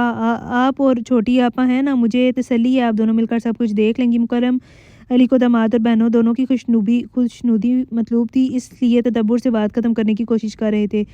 वो तो ठीक है, तुम्हारी खातिर हम यहाँ रुक भी जाएंगे और अपनी हिम्मत के मुताबिक घर भी देख लेंगे, लेकिन घर के बारे में घर की बेटी ही ज़्यादा मुनासिब जान सकती है। कौन सी चीज़ कहाँ है, कितनी है, आने जाने वालों की तवाज़ा का क्या इंतज़ाम करना है। हमें भला कैसे इन बातों की खबर हो सकती है। नुसरत बिल्कुल ऐसे परेशानी का इज़हार कर रही थी जैसे ये मीयत का घर ना हो, बल्कि घर के दरवाजे पर अनकरीब कोई बारात उतरने वाली हो, जिसकी खातिर में दारत अचानक उनके सर पर आ पड़ी हो। मुकर्रम अली को उनके इस अंदाज पर चिढ़ सी हुई, लेकिन अपना हमेशा वाला तहम्मुल बरकरार रखते हुए बोले, इन सब बातों के लिए आप परेशान ना हो। अक्सर मौजूद है घर में और निदा से बेहतर तौर पर हर बात जानती है। अक्सर का भी खूब जिक्र निकाला तुमने। मैं पूछने ही वाली थी उसके बारे में कि अब उसका क्या होगा। अमीना तो रही नहीं जो अब उसकी भांजी इस घर में रह सके। नुसरत ने यकदम ही मौजू बदल दिया, लेकिन उनकी ऐसी बात थी कि मुतहम्मिल मिजाज मुकर्रम अली भी तैश में आ गए और बोले, अक्सर की फ़िक्र ना करें, अक्सर कल भी इस घर में रहती थी और आइंदा भी यहीं रहेगी। अमीना के चले जाने से उसका इस घर पर से हक ख़त्म नहीं हो गया। वो इस घर की बेटी है और जब तक वो निदा की तरह अपने घर की नहीं हो जाती, उसे यहीं रहना है। अमीना के बाद मैं उसकी यतीम बाजी को अपने घर से निकाल दूंगा, ये तो कोई भूल कर भी नहीं सोचे। मुकर्रम अली का लहजा दो टोक था। नुसरत उनके इस अंदाज पर दुबक गई, लेकिन ऐसे वक्त में इस्मत उनकी मदद को आगे बढ़ी। तुम मामले की नज़ाकत को समझ नहीं रहे मुकर्रम। बेशक तुम्हारे नज़दीक अक्सर तुम्हारी बेटी जैसी है, लेकिन वो सचमुच तो तुम्हारी बेटी नहीं। फिर इस घर में हसन भी रहता है। दो नामहरम अफराद के दरमियान इस लड़की का यहाँ रहना बिल्कुल नामुनासिब है। क्या तो ठीक नहीं है पुप्पो। आमिर जिसकी मुखालफत के नतीजे में ये सारी गुफ्तगू निकली थी, उनकी मायत में बोला। नुक्ता ऐसा था कि मुकर्रम अली भी कुछ देर के लिए चुप होकर सोचों में डूब गए। निदा बेटा यहाँ आओ, बात सुनो। सोच की गहराई से निकलकर उन्होंने बुलंद आवाज़ में निदा को पुकारा। जी अब्बू, खैरियत तो है? ज़रा ही देर में निदा उनके सामने बैठी। हाँ बेटा, खैरियत है। मैंने तुम्हें ये कहने के लिए बुलाया था कि आज बल्कि अभी कुछ देर में अक्सा और हसन का निकाह होने वाला है। तुम दोनों को इत्तला दे दो ताकि वो काजी साहब के आने तक खुद को ज़हनी तौर पर तैयार कर सकें। मुकर्रम अली बहुत फैसलाकुन अंदाज में कह रहे थे। हसन और अक्सा का कहा, ये आप क्या कह रहे हैं अबू? निदा उनकी बात सुनकर शदीद तरीन हैरानी का शिकार थी। अंकल ठीक कह रहे हैं निदा, तुम मेरे साथ आओ, मैं तुम्हें सारी तफसील बताता हूँ। अम्मी निदा का हाथ पकड़कर उसे कमरे से बाहर ले गया। बात तो खैर सही है, लेकिन मालूम नहीं हसन राज़ी होगा या नहीं। फिर अक्सा का भी मसला है, वो तो अभी तक अम्मी की डेथ को भी कबूल नहीं कर पाई। ऐसे में हसन से का उसके लिए एक और शौक साबित हो सकता है। निदा आमिर की ज़ुबानी सारी बात सुनकर फिक्रमंदी से बोली, हसन और अक्सा को हालात की नज़ाकत समझाना तुम्हारा काम है। इन हालात में इससे बेहतर कोई फ़ैसला कोई और नहीं हो सकता। फिर मैं अंकल का मूड भी देख रहा हूँ। अगर इस वक्त किसी ने इस फैसले को कबूल करने से इनकार किया तो वो इस इनकार को कबूल नहीं करेंगे। आमिर ने निदा को मौके की नज़ाकत का एहसास दिलाया तो कुछ और फिक्रमंद हो गई। इस तरह परेशान होने से कुछ नहीं होगा, जाओ और जाकर हसन और अक्सा से बात करो। मैं देखता हूँ अंकल निकाह के इंतज़ामात के बारे में क्या कहते हैं। आमिर उसका हाथ थपथपाते हुए वापस पलट गया तो निदा भी नाचार हसन के कमरे की तरफ बढ़ गई। हसन अपने कमरे में लेटा हुआ था। निदा को कमरे में आता देखकर उठ बैठा। क्या बात है, आज कुछ परेशान लग रही हैं आप? कुछ परेशान लग रही हैं। जिसने निदा के चेहरे पर छाई परेशानी को भांपते हुए उसने निदा के चेहरे पर छाई परेशानी को भांपते हुए पूछा। बात ही कुछ ऐसी है, निदा ने कहा और बेड के किनारे पर टिक की। हसन सवालिया नज़र से उसकी तरफ देखता रहा। बिला आखिर निदा ने आहिस्ता आहिस्ता आमिर की ज़ुबानी सुनी जाने वाली दोनों पीपियों की गुफ्तगू में बारे में बताना शुरू किया, जिसे सुनकर हसन के चेहरे पर गुस्से की सुर्खी छा गई। अलबत्ता वो मुँह से कोई लफ्ज़ निकाले बगैर खामोशी से सुनता रहा। लेकिन जब निदा ने इस गुफ्तगू के नतीजे में किए गए मुकर्रम अली के फैसले के बारे में बताया तो उसकी खामोशी बरकरार नहीं रह सकी। ये कैसा फ़ैसला किया अबू ने? लोगों की बातों में आकर इस तरह का कोई फ़ैसला करने से पहले अबू को मेरे और अक्सा के दरमियान मौजूद उम्र का फ़र्क तो देखना चाहिए था। मैं हरगिज़ अक्सा के साथ जाती नहीं होने दूंगा। उसका गुस्से से बुरे हाल था। ज़्यादती की क्या बात है हसन, तुम हर तरह से बेहतरीन हो। किसी लड़की का रिश्ता तय करते वक्त लड़के में जो खसूसियात देखी जाती हैं माशाल्लाह से तुम्हें वो सारी खसूसियात मौजूद हैं। रही उम्र के फ़र्क की बात, तो 10-11 साल का फ़र्क कोई इतना ज़्यादा भी नहीं होता। हमारे यहाँ तो इस तरह की शादियाँ आम हैं। निदा ने उसे समझाने की कोशिश की। जो भी हो, लेकिन शादी कोई बच्चों का खेल नहीं जिसका फैसला यूँ खड़े खड़े कर दिया जाए। मैं खुद बात करता हूँ अब्बू से इस सिलसिले में। हसन तेज़ी से कमरे से बाहर निकल गया। निदा भी परेशान सी उसी के पीछे भागी। उस वक्त उसे शिद्दत से रोना आ रहा था। वो घर जिसे अमीना बेगम ने बहुत मेहनत से समेट कर रखा हुआ था, उनके जाते ही मसाइल का शिकार होने लगा था। तुम क्या हमाकत कर रहे हो मुकर्रम? क्या बीवी की मौत के सदमे से तुम्हारा दिमाग क्या बीवी की मौत के सदमे से तुम्हारा दिमाग उलट गया है? इधर नुसरत भाई को डपट रही थी। मुकर्रम अली के फैसले ने तो उन्हें सटपटा कर ही रख दिया था। वो लड़की जिसका भाई के घर में रहना उन्हें हमेशा खटकता था, इस घर की मालकिन ही बन जाती, ये वो कैसे गवारा करती। इसलिए अब इस कोशिश में थी कि किसी तरह मुकर्रम अली का फैसला बदला जा सके। हमाकत की क्या बात है, मैं तो आपका शुक्रगुजार हूँ कि आपने एक अहम मसले की तरफ मेरी तवज्जो मबजूल करवाई। आज अगर आप ना कहती तो कल ना जाने किस किस की ज़ुबानें खुल जाती। मेरे घर में मेरी सरपरस्ती में रहने वाली बच्ची किसी की तोहमत का शिकार होती तो मैं खुद को कभी माफ़ नहीं कर पाता। अक्सा को किसी तोहमत से बचाने के लिए मेरे फैसले पर अमल होना बहुत ज़रूरी है। मुकर्रम अली पूरी तरह संजीदा थे। एक यही तरीका रह गया था। इस मासूम को बचाने के लिए तुम अपना बेटा दांव पर लगा दो। नुसरत जल बुलाकर बोली, मेरे पास तो यही तरीका है। अगर आपके पास इससे बेहतर कोई हल है तो बता दें। तुम हसन की कहीं और शादी कर दो। घर में दूसरी औरत आ जाएगी तो फिर लोगों को की बातें बनाने की गुंजाइश नहीं रहेगी। नुसरत ने मशवरा दिया। वो दूसरी औरत अक्सा का वजूद बर्दाश्त कर लेगी? इस बात की क्या गारंटी है? अगर उल्टा उसने ही इल्ज़ाम तराशी शुरू कर दी तो हम क्या करेंगे? फिर दूसरी बात यह कि इतनी इमरजेंसी में हम कोई दूसरी लड़की कैसे तलाश करें? खड़े खड़े तो कोई अपनी बेटी देने पर राज़ी नहीं होगा। मुकर्रम अली ने फ़ौरन ही नुसरत का मशवरा रद्द कर दिया। वो मदद तलब नज़रों से छोटी बहन की तरफ देखने लगी। इसी पल गम व गुस्से में मुब्तला हसन कमरे में दाखिल हुआ। सब छोड़ो, पहले अपने बेटे से तो पूछ लो कि इसे अक्सा को अपनी बीवी बनाना मंजूर है या नहीं। ये ना हो कि पराई लड़की की भलाई की खातिर अपने बेटे से ही ज्यादती कर बैठो। असमत की ज़ीरक निगाहों ने हसन के बिगड़े हुए तेवर पहचान लिए थे, इसलिए फ़ौरन बोली। नहीं जाने वो बहनें क्यों अक्सा से इस कदर खार खाती थी। शायद वो समझती थी कि मुकर्रम अली के घर में रह के अक्सा को जो सहूलियात हासिल हैं वो अक्सा से ज़्यादा उनका और उनके बच्चों का हक है, जिस पर अक्सा गाजी बनकर बैठी हुई है। हसन मेरा बेटा है, मैं जानता हूँ मेरा बेटा मेरा मान कभी नहीं तोड़ेगा, इसीलिए मैंने इतना बड़ा फैसला उसे पूछे बगैर कर डाला। अगर आपको फिर भी कोई शक है तो ये आपके सामने आप खुद ही से पूछ लें। मुकर्रम अली ने इतने पुरयकीन लहजे में कहा कि हसन जो बहुत गुस्से में आया था यकदम ही ठंडा पड़ गया। फिर यूँ भी वो पुप्पियों की अक्सा के लिए मुखालफत से अच्छी तरह आगाह था। उसे मालूम था कि वो दोनों किस तरह अमीना बेगम को भी अक्सा के हवाले से कोई बात कहकर हर्ट करती रहती थी। इस वक्त इन खवातीन की मायत का फ़ायदा उठाना अपनी माँ के दिल आज़ारी करने वालों का साथ देने के बराबर था और ये काम वो कभी नहीं कर सकता था, इसलिए बोल उठा। अब वो ठीक कह रहे हैं, मुझे ना सिर्फ इनका फ़ैसला कबूल है बल्कि ये भी यकीन है कि इनसे बढ़कर मेरे लिए कोई भी अच्छा नहीं सोच सकता। उसने एक तरह से पुपियों पर जता दिया था कि वो उनकी हमदर्दी के जाल में आने वाला नहीं। उसके इन अल्फाज ने जहाँ इन दोनों के मुँह लटकाए, वहीं हसन के पीछे खड़ी निदा ने इत्मीनान का गहरा सांस लिया। निदा बेटा, तुमने अक्सर से बात कर ली? मुकर्रम अली ने हसन की तरफ से मुतमिन होते हुए पूछा। नहीं अबू, अब भी करती हूँ। निदा पलटने लगी। तुम रहने दो, मैं खुद बात करता हूँ अक्सर से। तुम ज़रा आपा के घर फ़ोन करके वहाँ से सब लोगों को यहाँ बुलवा लो। आमिर काजी वगैरह का इंतज़ाम करने गया है मेहमानों की तवाज़ा के लिए, वो भी बाहर से ही सामान ले आएगा। तुम बस बर्तनों वगैरह का अरेंजमेंट देख लो। मुकर्रम अली ने हिदायत की तो अल्हम्दुलिल्लाह तो वो महज सर हिलाकर रहेगी।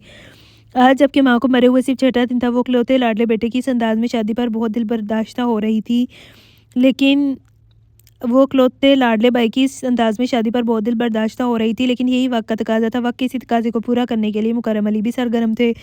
काम से नढाल अपने दिल को संभालते हुए उन्होंने अक्सा के कमरे के दरवाजे पर दस्तक दी। आ जाएं। अंदर से अक्सा की मध्यम आवाज़ सुनाई दी तो वह दरवाज़ा खुलकर अंदर दाखिल हो गए। अक्सा कुरान पाक को जज़दान में लपेट रही थी। उसकी मुतवर्रम आंखें गवाह थी कि वो रोती रही है। खालू जान, आपको अगर कोई काम था तो मुझे बुलवा लिया होता। मुकर्रम अली को अपने सामने पाकर वो हैरान हुई। कोई बात नहीं बेटा, कभी कभी बड़ों को भी बच्चों के सामने आकर अपनी गुजारिश पेश करनी पड़ती है। मुकर्रम अली के अल्फाज ने अब के उसे परेशान कर दिया। कैसी गुजारिश है ये, आप क्या कह रहे हैं खालू जान? उसने उलझ कर पूछा। ये बताओ अक्सा, तुम मुझे और अपनी खाला जान को अपनी माँ बाप की जगह समझती हो या नहीं? उसके सवाल को नज़रअंदाज करते हुए उन्होंने पूछा। बिल्कुल खालू जान, इसमें तो कोई शक व शुबे की बात ही नहीं। अक्सा ने उनकी तरफ देखते हुए पूरी यकीन और एतमाद से कहा। जीती रहो। अगर मैं कहूँ कि इसी रिश्ते के मान से मैं तुमसे तुम्हारे मुतालिक एक फ़ैसला करने की इजाज़त चाहता हूँ तो क्या तुम मुझे ये हक़ दोगे? मुकर्रम अली की बातें उसे लजा रही थीं। बिल्कुल खालू जान, बल्कि आपको मुझसे ये सवाल पूछना ही नहीं चाहिए था। मेरे बगैर कहे भी आपको ये हक़ हासिल है। तो बेटा, मैंने अपने इस हक़ को इस्तेमाल करते हुए तुम्हारा और हसन का रिश्ता तय कर दिया है। थोड़ी देर में निकाह ख्वाह आएगा तो तुम दोनों का निकाह हो जाएगा। बाकी की कसर हम कुछ दिन बाद वलीमा करके उसमें पूरी कर देंगे। मुझे मालूम है कि लड़कियों को अपनी शादी के हवाले से बहुत से अरमान होते हैं, लेकिन इस वक्त हालात ही कुछ ऐसे हैं कि हमें सादगी से ही सब कुछ करना होगा।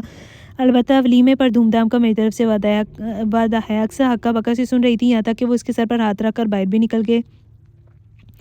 निदा बाजी, ये खालू जान क्या कह के गए हैं? अभी मुकर्रम अली के बाहर निकलते ही निदा उसके कमरे में आई थी, जिसे देखकर उसके मुँह से सरगोशी सी बरामद हुई थी। वो जो कुछ कह के गए हैं ठीक है, तुम उठो और फ़ौरन तैयारी पकड़ो, मैं तुम्हारे कपड़े इस्त्री करती हूँ। निदा उसकी अलमारी खोले खड़ी थी। ज़रा से जहद के बाद उसने गुलाबी रंग का मुकेश के काम वाला सूट जो अक्सा ने नुसरत पुप्पो की बेटी की शादी पर पहना था, अलमारी से दरियाफ्त कर लिया। लेकिन निदा बाजी, अक्सा अब भी मुतज़ब्ज़ब सी खड़ी थी। लेकिन का टाइम नहीं है, अभी मुझे और भी बहुत से इंतज़ामात देखने हैं। निदा ने जानबूझकर उसकी बात को नज़रअंदाज करते हुए उसे गुसल खाने की तरफ धकेला। इस वक्त खुद उसके अपने एसाब चटक रहे थे। ऐसे में अगर अक्सा उसका आसरा पाकर बिगड़ जाती तो उसके लिए हालात से निपटना मुश्किल हो जाता। सूं सूं की आवाज़ पर हसन ने ज़रा सा रुख मोड़कर अपने बराबर बैठी अक्सा को देखा। गुलाबी दुपट्टा जिसके किनारों पर पतली सी सिल्वर बेल लगी हुई थी ओढ़े बैठी थी। अक्सा से इसके रिश्ते की नौयत बिल्कुल अचानक ही बदल गई थी। अभी कुछ देर कबल वो दोनों हिजाब व कबूल के मरहले से गुजरे थे। मौके पर मौजूद हसन के कज़न्स और उनके बीवी बच्चे इन दोनों को शादी की मुबारकबाद देने के बाद अब इन अशिया से इंसाफ कर रहे थे जो आमिर तवाज़ा के लिए लेकर आया था। निदा ने मेज़बानी के फ्राई संभाल रखे थे। ऐसे में किसी के पास फुर्सत नहीं थी कि चुपके रोती अक्सा की तरफ तवज्जो देता। हसन ने कुछ बेचैन होकर एक बार फिर अक्सा की तरफ देखा। इसकी कुल तैयारी होंठों पर लगी हल्की हल्की सी गुलाबी लिपस्टिक पर मुश्तमिल थी। कानों में पहने गए छोटे छोटे टॉप्स और गले में मौजूद नाजुक सी चेन जो अमीना बेगम ने उसे मैट्रिक में पास होने पर तोहफे में दी थी और वो जिन्हें वो हमेशा ही पहने रखती थी, आज दुल्हन की हैसियत में भी उसका कुल सिंगार थे। लेकिन शायद उसे आज इन सब बातों का एहसास भी नहीं था। फिल वक्त वो खुद पर टूटने वाली से अचानक अफ्तार पर हरासा पूरे शदुमत से रोने में मसरूफ़ थी। इसका ये रोना हसन को दुख दे रहा था। 2.5 साल की उम्र से वो इनके साथ रह रही थी। इस वक्त से लेकर आज तक हसन समेत हमेशा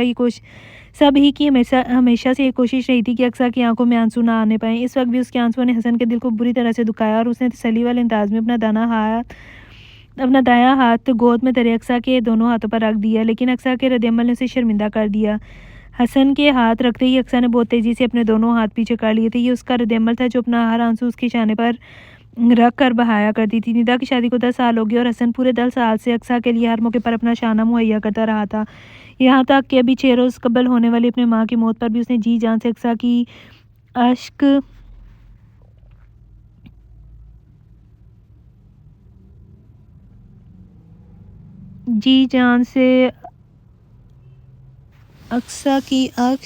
आश्क शोई की थी। पता नहीं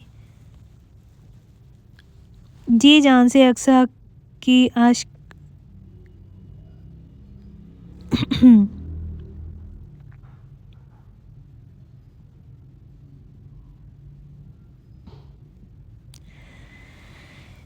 जी जान से अक्सा को अपना कंधा मुहैया किया था, लेकिन अब वो एकदम ही अपनी जगह से खड़ा हुआ और लंबे-लंबे ढाक बढ़ता कमरे से बाहर निकल गया। उसके इस तरह से बाहर निकलने पर निदा की तवज्जो अक्सा की तरफ मबज़ूल हुई और उसे रोता देखकर वो तेज़ी से उसकी तरफ आई थी। अक्सा के बराबर बैठते हुए उसने उसे अपनी बाहों में बाँध लिया। नतीजा अक्सा के रोने में कुछ और भी शिद्दत आ गई थी। खुद ब निदा की आँसू से भी आँसू बहने लगे। पागल हो निदा, बजाय उसे चुप करवाने के खुद भी रोने लगी। उसकी एक फूफीज़ाद भाई की बीवी ने करीब आकर उन दोनों को एक-दूसरे से अलग करते हुए निदा को समझाया, लेकिन बहुत देर से हिम्मत करके खड़ी निदा के ज़ब्त का बंधन भी अब टूट चुका था। हिम्मत से निदा, देखो अल्लाह ने गम के फ़ौरन बाद तुम लोगों को ये खुशी दिखाई है। अल्लाह का शुक्र अदा करो। निदा के आँसू पूंछते हुए साथ-साथ इसे समझा रही थी। मेरी अम्मी, भाभी, मेरी अम्मी, वो तो इस खुशी को देखने की हसरत अपने दिल में लिए ही इस दुनिया से चली गई। निदा बुरी तरह से बिखर रही थी। अक्सा का रोना भी मज़ीद शिद्दत इख्तियार कर गया था। इस सूरत हाल को देखकर एक सोफ़े पर सब्र की तस्वीर बने बैठे मुकर्रम अली को भला आखिर उठकर उनके करीब आना पड़ा। निदा मेरी बहादुर बेटी, मुझे तुमसे ये उम्मीद नहीं थी। उन्होंने निदा को अपने बाजू के सहारे में लिया तो उसे अपना दिल कुछ ठहरता हुआ महसूस हुआ। तुम मेरा सहारा हो बेटी, तुम मेरी बड़ी बड़ी औलाद हो और बड़ों की ज़िम्मेदारियाँ भी बड़ी होती हैं, इसलिए उन्हें अपना ज़र्फ़ बड़ा रखना पड़ता है। तुम्हें तो हसन को भी सँभालना है और अक्सा को भी। रही तुम्हारी माँ की के हसरत ज़दा दुनिया से चले जाने की बात, तो बेटी खुशियाँ भी रिज़्क़ की तरह इंसान का नसीब होती हैं। जो खुशी तुम्हारे माँ के नसीब में देखना नहीं लिखी थी, इसके लिए चाहे हम मेरी चोटी का ज़ोर भी लगा लेते तो नाकाम ही रहते। अल्लाह की रज़ा में राज़ी रहने का नाम ही बंदगी और अताअत है बेटा। यूँ शिकवा करके मुकाम बंदगी न खो। मुकर्रम अली की बातों ने सिर्फ निदा को ही नहीं, अक्सा को भी गिरिया तर्क करने पर मजबूर कर दिया था। जाओ बहन को उसके कमरे में छोड़कर आओ। निदा को खुद से अलग करते हुए मुकर्रम अली ने उसे हिदायत की और अक्सा के सर पर शफ़क़त से हाथ रखा। आओ अक्सा। निदा अक्सा का हाथ थामकर उसे बाहर ले गई। फ़िलहाल मैं तुम्हें तुम्हारे कमरे में इसलिए लाई हूँ कि तुम रिलैक्स हो जाओ और मैं तुम्हें हालात के बारे में बाखबर कर दूँ। अक्सा के कमरे में पहुंचकर निदा ने उसे कहा तो वो निढाल सी अपने बेड की पुश्त से टेक लगाकर बैठ गई। निदा धीरे-धीरे से उसे इमरजेंसी निकाह की वजूहात के बारे में आगाह करने लगी। निकाह से कबल वो अक्सा को ये सब नहीं बता सकी थी, इसलिए बता रही थी। जो भी हुआ, जैसे भी हुआ, लेकिन ये तो तय है कि अल्लाह ने तुम्हारा और हसन का जोड़ लिख रखा था। इसीलिए शायद हसन अभी तक शादी पर राज़ी नहीं हुआ था कि तुम्हें उसका नसीब बनना था। अब तुम दोनों को नसीब के इस लिखब को निभाना है। निदा ने अपनी बात पूरी की तो इतनी देर से खामोश बैठी अक्सा ने झिझकते हुए कहा, निदा बाजी एक बात कहूँ? हाँ हाँ बिल्कुल। निदा ने उसके तसब्सुब को महसूस करके उसकी हौसला अफजाई की। अभी मैं यहीं अपने कमरे में ही रहूँगी ना? नज़रें झुकाकर अटक अटक कर उसने जो बात की, निदा ने उसे उसके पूरे मफ़हूम के साथ समझा। निदा के ज़हन में ऐसा कोई ख्याल था तो नहीं, लेकिन उसे अक्सा का मुतालबा नाजायज़ भी महसूस नहीं हुआ। यकीनन वो भी एक नए रिश्ते को निभाने के लिए ज़हनी तौर पर तैयार नहीं थी। निदा ने एक गहरी सांस ली और बोली, अच्छी बात है, मैं सबसे कह दूँगी कि अक्सा के फ़ाइनल इम्तिहान होने वाले हैं, इसलिए फ़िलहाल रुख़्सती नहीं की जा रही। तुम्हारे इम्तिहानों के बाद हम बाकायदा कोई तकरीब रख लेंगे। इस तरह जो कसर रह गई है वो भी इस वक्त पूरी कर ली जाएगी। थैंक यू निदा बाजी, अक्सा ने ममनूइयत से कहा। पागल। निदा ने प्यार से अक्सा की ठोड़ी को छुआ और बाहर निकल गई। पीछे अक्सा सोचों के गिरदाव में फंसी बैठी थी। हसन, जिसे इसने हमेशा बड़े भाई का दर्जा दिया था, अचानक ही उससे बदल जाने वाला ताल्लुक दिल में चुभन पैदा कर रहा था। तो दूसरी तरफ उसे शादी के सिलसिले में किए जाने वाले हसन के नखरे भी याद आ रहे थे। वो शख्स जो एक से एक बढ़कर लड़की को एक नज़र में रद्द कर देता था, उसके लिए उसे कबूल करना यकीनन सिर्फ मजबूरी का सौदा था और महज मजबूरी और मसलहत के तहत हसन की ज़िंदगी में हसन की ज़िंदगी में शामिल की गई थी। ये ख्याल अक्सा के लिए बहुत तकलीफ देह था। ड्राइविंग की सीट की तरफ मबजूल होने के बावजूद हसन अपने बराबर में बैठी अक्सा के गुरेज को महसूस कर सकता था। ये गुरेज और फासला उनके निकाह के बाद ही कायम हो गया था। उस दिन के बाद से अक्सा ने हसन को खुद मुखातिब करना तय कर दिया था। निदा के अपने घर रवाना होने के बाद उसने घर की जिम्मेदारियां अपने ज़िम्मे ले ली थी, लेकिन उस पर एक चुप सी तारी थी। खुसूसन हसन के मामले में ये खामोशी शदीद थी।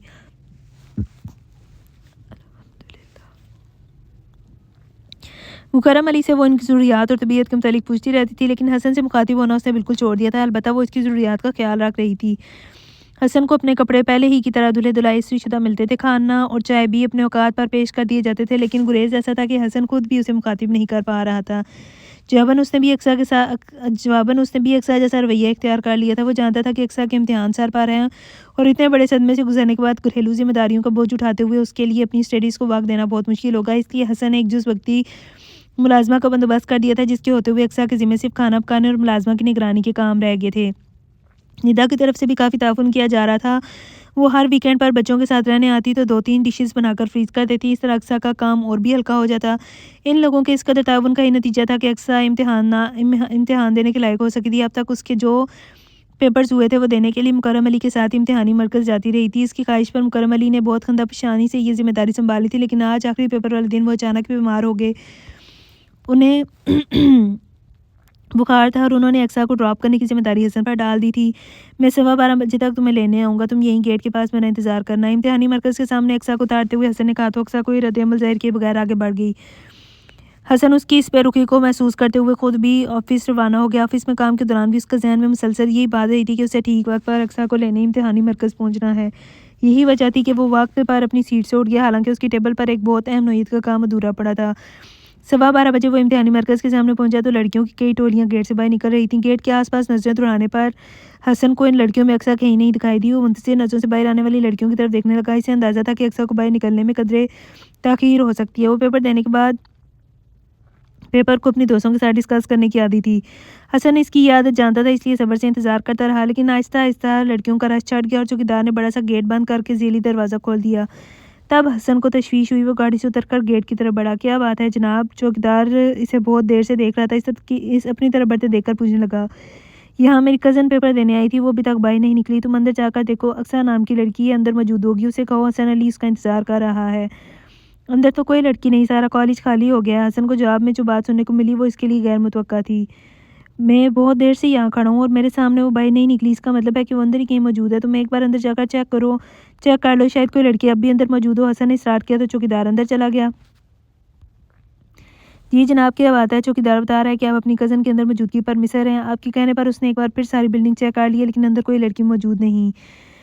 चौकीदार 10 मिनट बाद बाहर आया तो उसके साथ पैंट शर्ट में मलबूस एक और आदमी भी मौजूद था, जिसकी बात ने हसन को परेशानी में मुब्तला कर दिया। अक्सर कभी भी खुद से कहीं आने जाने की आदी नहीं रही थी, इसलिए सोचना कि वो हसन के आने से पहले ही अकेली घर चली गई थी मुश्किल था। अब घर पर चेक करें, हो सकता है कि आपकी कज़न अपनी किसी सहेली के साथ आपके आने से पहले ही घर चली गई हो। उस आदमी ने हसन की परेशानी देखते हुए मशवरा दिया, जो हसन के दिल को लगा। वाकई ये मुमकिन था कि अक्सर अपनी किसी सहेली के साथ घर चली गई हो। उस आदमी का शुक्रिया अदा करते हुए हसन गाड़ी में बैठकर तेज़ी से घर की तरफ रवाना हो गया। रास्ते में बाहर से ये अंदेशा सताता रहा कि खुदा न खास्ता अगर अक्सर घर पर नहीं होगी तो क्या होगा। लेकिन घर पहुंचकर जैसे ही उसे अक्सर की शक्ल नजर आई, उसके सारे अंदेशे हवा हो गए और उसकी जगह शदीद भरमी उठ कर आई। तुम घर पहुंच चुकी और मैं पागलों की तरह घंटा भर से सेंटर के सामने खड़ा तुम्हारा इंतजार कर रहा हूँ। गुस्सा करने की ज़रूरत नहीं, तुम वहाँ देर से पहुँचोगे, इसलिए अक्सर अपनी एक दोस्त के साथ उसके वालिद की गाड़ी में घर वापस आई है। उसे घर पहुँचने में बहुत देर हो चुकी है और तुम जिस टाइम आ रहे हो उसे ज़ाहिर है कि तुम वाकई लेट हो गए थे। मुकर्रम अली अक्सर की मदद को आए थे। मैंने इसे 12:15 बजे का टाइम दिया था। मैं ठीक 12:15 बजे कॉलेज के गेट पर मौजूद था। इसे चाहिए था कि दोस्त के साथ आने के बजाय मेरा इंतज़ार करती। हसन ने नाराज़ी से कहा। अक्सर का कहना है कि इसने पौने 12 बजे ही पेपर ख़त्म कर लिया था, इसलिए जब इसके दोस्त ने इसे घर ड्रॉप करने की ऑफ़र की तो उसने इंतज़ार करने के बजाय घर वापस आने को तरजीह दी। मुकर्रम अली ने वजाहत की, अक्सर उन दोनों को बहस करता छोड़कर खुद वहाँ से जा चुकी थी। अपना आधा घंटा बचाने के लिए उसने न सिर्फ मेरा एक घंटा बर्बाद किया, बल्कि मुझे शदीद ज़हनी खौफ से भी दुचार किया है। आपको क्या मालूम है कि जब वो मुझे वहाँ नहीं मिली तो मैं कितना परेशान हुआ था। हसन ने बाप से शिकवा किया। बच्ची है अभी, जो समझ में आया कर गुजरी, तुम गुस्सा थूक दो और इस बात को जाने दो। मुकर्रम अली जो आप तक अक्सा की हिमायत कर रहे थे, उसकी कैफियत को समझते हुए उसे ठंडा करने की कोशिश करने लगे। हसन ने भी बाप के एहतराम में खामोशी इख्तियार कर ली, लेकिन इस बात का बहरहाल उसे अंदाज़ा हो गया था कि अक्सर ने हरकत जानबूझकर की है। वो सुबह भी उसके साथ जाना नहीं चाहती थी और वापसी में उसने खुद ऐसा मौका पैदा कर लिया कि उसे हसन के साथ वापस आना पड़े। अक्सर के इस तर्ज अमल ने उसे तकलीफ़ ज़्यादा दी थी या गुस्सा, वो फ़िलहाल फ़ैसला नहीं कर पा रहा था। हसन, यहाँ आओ ज़रा, तुमसे कुछ अहम बातें करनी है। वो निदा के छोटे बेटे असफर के साथ घुड़सवारी का शौक़ पूरा करने के लिए घोड़े की ड्यूटी इंजाम दे रहा था कि निदा ने उसे पुकारा। जी जनाब फरमाइए, लेकिन ज़रा जल्दी, अभी हमारे सवार का दिल नहीं भरा, इसलिए हम आपको ज़्यादा वक्त नहीं दे सकेंगे। असफर को अपनी पीठ से उतार कर वो निदा के पास आया। मुकर्रम अली भी वहीं बैठे हुए थे। असफर साहब का दिल तो कभी भी घुड़सवारी से बढ़ता ही नहीं, घर में सारा वक्त अपने अब्बा से यही काम लेता है। निदा ने उनसे बताया। मासूम बच्चा है ना, इसलिए गधे घोड़े का फ़र्क नहीं जानता। थोड़ा वक्त गुजरने दे, फिर देखिएगा कभी भी अपने वालिद बुजुर्गवार को घोड़ा समझने की गलती नहीं करेगा। हसन निदा के करीब ही सोफे पर टिक गया। खबरदार, जो तुमने मेरे मियाँ की शान में गुस्ताखी की हो तो। निदा ने उसकी पीठ पर एक धाप लगाई। सच का तो ज़माना ही नहीं, हसन ने बुरा सा मुंह बनाया। भाई ये तुम दोनों किस झगड़े में पड़ गए, वो बात करो निदा जिसके लिए हसन को बुलाया। मुकर्रम अली ने दोनों को टोका। जी अब्बू। निदा फ़ौरन ही संजीदा होगी। हसन भी उसकी तरफ मुतवज्जा हो गया। बात यह है हसन में और अब्बू चाह रहे हैं कि अब तुम्हारा और अक्सा का वलीमा कर दिया जाए। अक्सा भी इम्तिहान से फारिग हो चुकी है, इसलिए अब कोई वजह नहीं रही कि रुखसी को मज़ीद रोका जाए। हम लोग इस बारे में तुम्हारी राय जानना चाह रहे थे। निदा ने मुख्तसर बात करते हुए इससे पूछा। मैं चाहता हूँ कि आप इस सिलसिले में मेरे बजाय अक्सा की राय ले लें तो ज़्यादा बेहतर है। अगर वो ज़हनी तौर पर राज़ी है तो ठीक है, वरना इस पर कोई ज़ोर ज़बरदस्ती करने की ज़रूरत नहीं। हसन ने बहुत संजीदगी से जवाब दिया तो निदा और मुकर्रम अली भी सोच में पड़ गई। अक्सा का हुस्न से गुरेज उन लोगों से ढका छुपा नहीं था। अक्सा का हसन से गुरेज उन लोगों से ढका छुपा नहीं था। मैं बात करूँगी अक्सा से, लेकिन तुम इस मामले को इतना सीरियस ना लो। मेरा नहीं ख्याल कि वो कोई एतराज़ करेगी। अभी तो इसका जो रवैया है वो बिल्कुल हालात के मुताबिक है। अम्मी की डेथ और तुमसे इनकार दोनों बातें इतनी अचानक हुई कि वो शॉक्ड हो गई है, लेकिन मुझे उम्मीद है कि जल्द ही सब कुछ ठीक हो जाएगा। निदा ने हसन का हाथ थामते हुए उसे तसल्ली दी। मुझे उससे कोई शिकायत नहीं है, मैं तो बस ये चाहता हूँ कि आप लोग उसकी खुशी का ख्याल रखें। हसन बहुत संजीदगी से कहता हुआ वहाँ से उठ गया। हसन ठीक कह रहा है बेटा, तुम पहले अक्सर से बात करो, उसके बाद ही हम कोई दिन तय करके दावतनामे वगैरह छुपवाने और तकसीम करने का काम कर लेंगे। वलीमे का अरेंजमेंट करना तो कोई मसला नहीं। मेरे एक दोस्त का कैटरिंग का कारोबार है, वो एक दिन के नोटिस पर भी सब कुछ अरेंज कर देगा। मुकर्रम अली ने कहा तो वो सर हिलाती हुई वहाँ से उठ गई। क्या बन रहा है भाई? अक्सा किचन में थी, निदा वहीं जा पहुँची। Chinese rice with hot and sour soup आपके सपूत फरमाइश करके गए हैं मुझसे। अक्सा ने बॉयल चिकन के रेशे करते हुए कहा। माशाल्लाह बड़ी एक्सपर्ट होती जा रही हो। निदा ने तारीफ़ की तो वजीम की। बस पेपर्स के बाद फारिग थी तो मैंने सोचा कुछ कुकिंग पर ही तवज्जो दे लूँ। वैसे ये इतना मुश्किल काम नहीं, हर चैनल से कुकिंग के प्रोग्राम्स आते हैं, इनमें से काफ़ी डिशेस मैंने ट्राई की हैं, सब ठीक ठाक ही बन गई। उसने निदा को बताया। अच्छी बात है, कोशिश जारी रखो, जल्द एक्सपर्ट हो जाओगी। और मेरे बच्चे जब भी यहाँ आएंगे अपनी मानी जान से फरमाइश कर करके अच्छे खाने खाएंगे। निदा ने इसे छेड़ा तो जवाबन उसका मुस्कुराता चेहरा संजीदा हो गया। निदा ने उसका ये अंदाज़ बतौर ख़ास नोट किया। हम लोग सोच रहे थे कि अब तुम्हारी रुखसती कर दी जाए, लेकिन हसन ने कहा है कि पहले तुम्हारी राय ले लूँ। अब तुम बता दो कि तकरीब के लिए कौन सा दिन रखें, फिर इतनी इसी हिसाब से शॉपिंग वगैरह भी कर लेंगे। निदा अब अपने असल मकसद की तरफ आई। प्लीज़ निदा बाजी अभी नहीं। अक्सा के काम करते हाथ रुक गए और वो बहुत लजाजत से बोली थी। लेकिन क्यों? पहले तुमने कहा था कि इम्तिहान होने वाले हैं, अभी रुक जाएं। बात मुनासिब थी इसलिए हमने मान ली। मुमकिन है लेकिन अब तो तुम फारिग हो, अब इस मामले को डिले करने की क्या ज़रूरत है? निदा ने संजीदगी से पूछा। मुझे अपने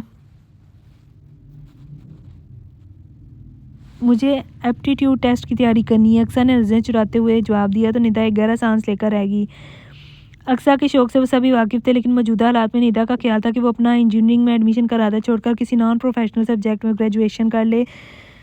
वो ये बात अक्सर से कहना भी चाहती थी, लेकिन जाने क्यों चुप होगी और इस मौजू पर मज़ीद कोई बात करने के बजाय उसका हाथ बटाने लगी। ठीक है, अगर इसकी ये ख्वाहिश है तो मुझे कोई एतराज़ नहीं। आप भी इस पर किसी किस्म का दबाव मत डालिएगा। बाद में जब निदा ने हसन को अक्सा के जवाब के मुतालिक बताया तो उसने जुमला कहकर मौजू ख़त्म कर दिया। निदा तशवीश से इसे देखती रहेगी।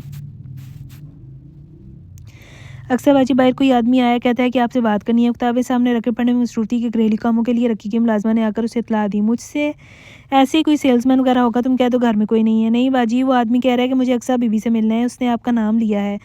मुलाजमा की बात पर उसे अपनी जगह से उठना ही पड़ा। जी फरमाइए। गेट की आड़ में रहती हुई अक्सा ने ज़रा सा बाहर झांका। लंबा कद और कदरे गोरी रंगत वाले इस शख्स कोच बताते थे कि जवानी में वो बहुत खूबसूरत रहा होगा, लेकिन अब बेहद ख़राब सेहत और सफ़ेद बालों ने उसकी सारी खूबसूरती को मांद कर दिया था।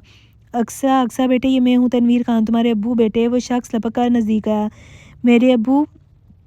अक्सा यकदम ही पूरा गेट खोलकर सामने आ गई। उसके बाप का नाम तनवीर खान था, ये तो वो भी जानती थी, लेकिन उनके बारे में उसे ज़्यादा मालूमात हासिल नहीं थी। घर में कोई इस मौजू पर बात ही नहीं करता था, और सच तो ये था कि अक्सा खुद भी सबकी मोहब्बतों में गिरी हुई थी। कभी उस शख्स को याद नहीं करती थी जिससे उसका बाप होने का शर्फ हासिल रहा था। अब सचमुच मेरे अब्बू हैं? उसने बेयकीनी से सामने खड़े शख्स से पूछा। हाँ मेरी जान, मैं तुम्हारा अब्बू ही हूँ। तनवीर खान के लहजे में ज़बान भर का प्यार झलक रहा था। आप इतने सालों से कहाँ थे? अपनी आंखों में उतरती नमी को अंदर उतारते हुए उसने पूछा। मैं तुम्हारे हर सवाल का जवाब दूंगा, लेकिन पहले तो मुझे अंदर तो आने दो। गेट पर खड़े खड़े तो ये सारी बातें नहीं हो सकती ना। तनवीर खान ने कहा तो अक्सा को भी अपनी पोजीशन का अंदाज़ा हुआ। आप अंदर आ जाएं। अक्सा उसे अपने साथ लेकर ड्राइंग रूम में आ गई। तुम बहुत प्यारी हो, बिल्कुल अपने माँ पर गई हो। गेट पर तुम्हारी एक झलक देखते ही मुझे जरीना की याद आ गई। जरीना के साथ मुझे ज़िंदगी के बहुत कम दिन गुजारना नसीब हुए, लेकिन वो चंद दिन मेरी ज़िंदगी के सबसे कीमती दिन थे। जरीना के इस मुख्तसर साथ को मैं कभी फरामोश नहीं कर सका। अक्सा की सूरत को प्यार से तकते हुए तनवीर खान खोए खोए लहजे में कह रहा था। आप अम्मी से बहुत मोहब्बत करते थे? उसने इश्तियाक से पूछा। वो थी ही ऐसी कि उसे मोहब्बत की जाए। तनवीर खान ने खुलाव में तकते हुए जवाब दिया। तो फिर आप इन्हें छोड़कर क्यों चले गए थे? बेटी बाप का एहतसाब कर रही थी। मैंने कब छोड़ा था उसे, मुझे तो मजबूर कर दिया गया था। तनवीर खान ने दुखी लहजे में कहा, किसने मजबूर किया था? इन्हीं लोगों ने जो आज तुम पर कब्जा जमा के बैठे हैं। खाला जान और खालू जान अक्सर के अंदाज में बेयकीनी थी, लेकिन क्यों? तनवीर खान के इस बात में सारे लाने पर उसने हैरत से पूछा। मैं उनके म्यार पर जो पूरा नहीं उतरता था। ज़रीना की ज़िद से मजबूर होकर तुम्हारी खाला जान ने हमारी शादी करवा दी, लेकिन कभी इस रिश्ते को दिल से कबूल नहीं किया। वो हमेशा मौके की तलाश में रहेंगी, किसी तरह हमें एक दूसरे से जुदा कर दिया जाए। और जब तुम 2.5 साल की थी तो उन्हें मौका मिल गया। मेरे और ज़रीना के दरमियान किसी मामूली सी बात पर नाइतफाकी पैदा होगी, जिसे आवाज़ देकर नाराज़ी तक पहुँचा दिया गया। ज़रीना को तुम्हारी खाला जान ने महकमे में बैठा लिया और बस उसके बाद सब कुछ ख़त्म। मुझे मौका ही नहीं दिया गया मैं ज़रीना को मना सकूँ। मैं कई बार यहाँ आया, लेकिन किसी ने मुझे ज़रीना से मिलने नहीं दिया, बल्कि धमकियों पर उतर आए। हमारे खालू जान के कई शागिर्द पुलिस में भी थे। इन लोगों के ज़रिए मुझे धमकाया कि मैं ज़रीना का पीछा छोड़ दूँ। मुझे गिरफ़्तार करके थाने में तशद्दुद का निशाना भी बनाया गया। मैं गरीब और बेख्तियार सा आदमी ओछे हथकंडों के सामने कब तक ठहरता था, हार कर चुप हो बैठा। लेकिन जब मुझे ज़रीना के इंतकाल की खबर मिली तो मैं रह नहीं सका।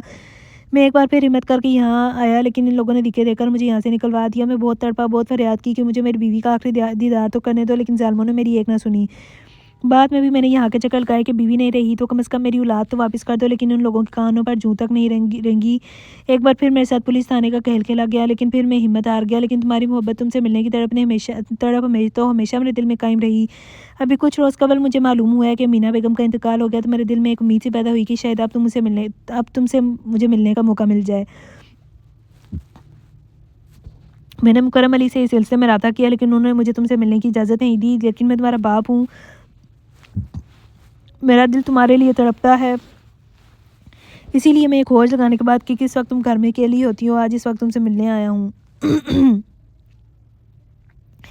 बहते आंसुओं के साथ तनवीर खान जो दास्तान सुना रहा था वो अक्सा के लिए बेहद गैर यकीनी थी। मोहब्बत करने वाली खाला जान और शफीक खालू जान का जो रूप उसके बाप ने उसके सामने पेश किया था, वो अक्सा के लिए बहुत अजनबी था। लेकिन तनवीर खान के आंसू भी उस पर बहते जुल्म और दुखों की दास्तान सुना रहे थे। अक्सा तजब्जब का शिकार हो गई।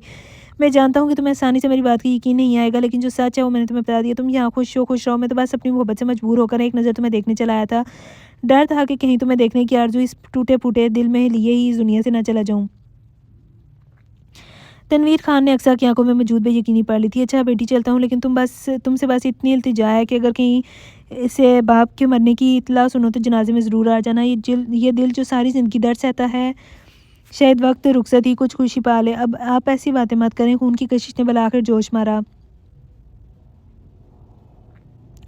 ऐसी बातें ना भी करें तो सच्चाई बदल थोड़ी जाएगी। बस अब तो कुछ ही दिनों की अ,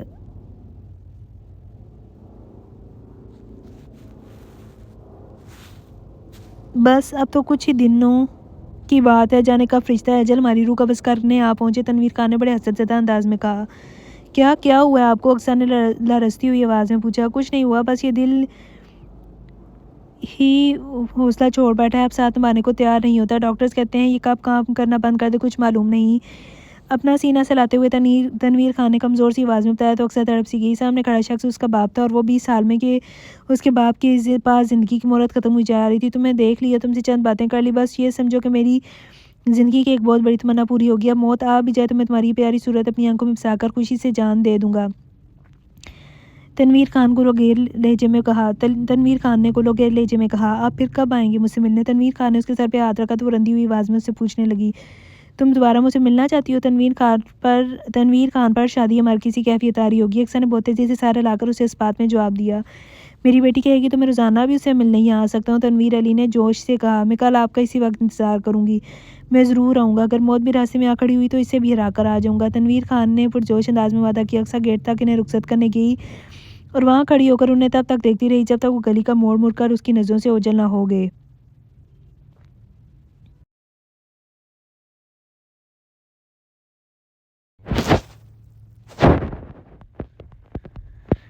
ये तुम्हारे हाथ पर क्या हुआ है अक्सा? वो रात का खाना डाइनिंग टेबल पर लगा रही थी कि उसकी कलाई से ज़रा ऊपर मौजूद सुर्ख निशान को देखते हुए मुकर्रम अली ने उसे पूछा। अक्सा ने उनकी तवज्जो दिलाने पर अपनी कलाई का जायज़ा लिया। उसे ख्याल आया कि खाना बनाते हुए उसका हाथ गर्म पतीले से जा लगा था। जलन इस वक्त भी हुई थी और अब भी महसूस हो रही थी, लेकिन वो अपनी सोचों में इतना गार्क थी कि उसे इस तकलीफ की तरफ ध्यान देने की फुर्सत नहीं मिली। क्या हुआ भाई? तुम तो ऐसी नज़रों से इस निशान को देख रही हो जैसे तुम्हें खुद भी अभी अभी नजर आया हो। मुकर्रम अली की जहां दीदा नज़रों ने अक्सर का अंदाज भांपा। कुछ नहीं है खालू जान, बस ज़रा हाथ जला है, ठीक हो जाएगा, उसने इन्हें टाला। ऐसे कैसे ठीक हो जाएगा, कोई दवा लगाओ इस पर, मुकरम अली ने टोका। जी खाने के बाद लगा लूँगी, उसने कहते हुए सालन का डोंगा इनकी तरफ बढ़ाया तो वो खामोश हो गए और अपनी प्लेट में सालन निकालने के बाद डोंगा हसन की तरफ खिसका दिया। हसन के बाद अक्सर ने भी अपनी प्लेट में ज़रा सा सालन डाला और बेदिली से नवाला बनाने लगी। उसका अंदाज़ इतना वाज़ेह तौर पर उलझा हुआ था कि मुकरम अली और हसन दोनों ही ने उसे महसूस किया। और फिर सालन का जायका भी रोज़ाना जैसा नहीं था। नई घरदारी शुरू करने के बावजूद इन लोगों ने कभी उसके पकाए के खानों में नमक मिर्च का ऐसा अदम तवाज़ुन ना पाया था जो आज महसूस हो रहा था।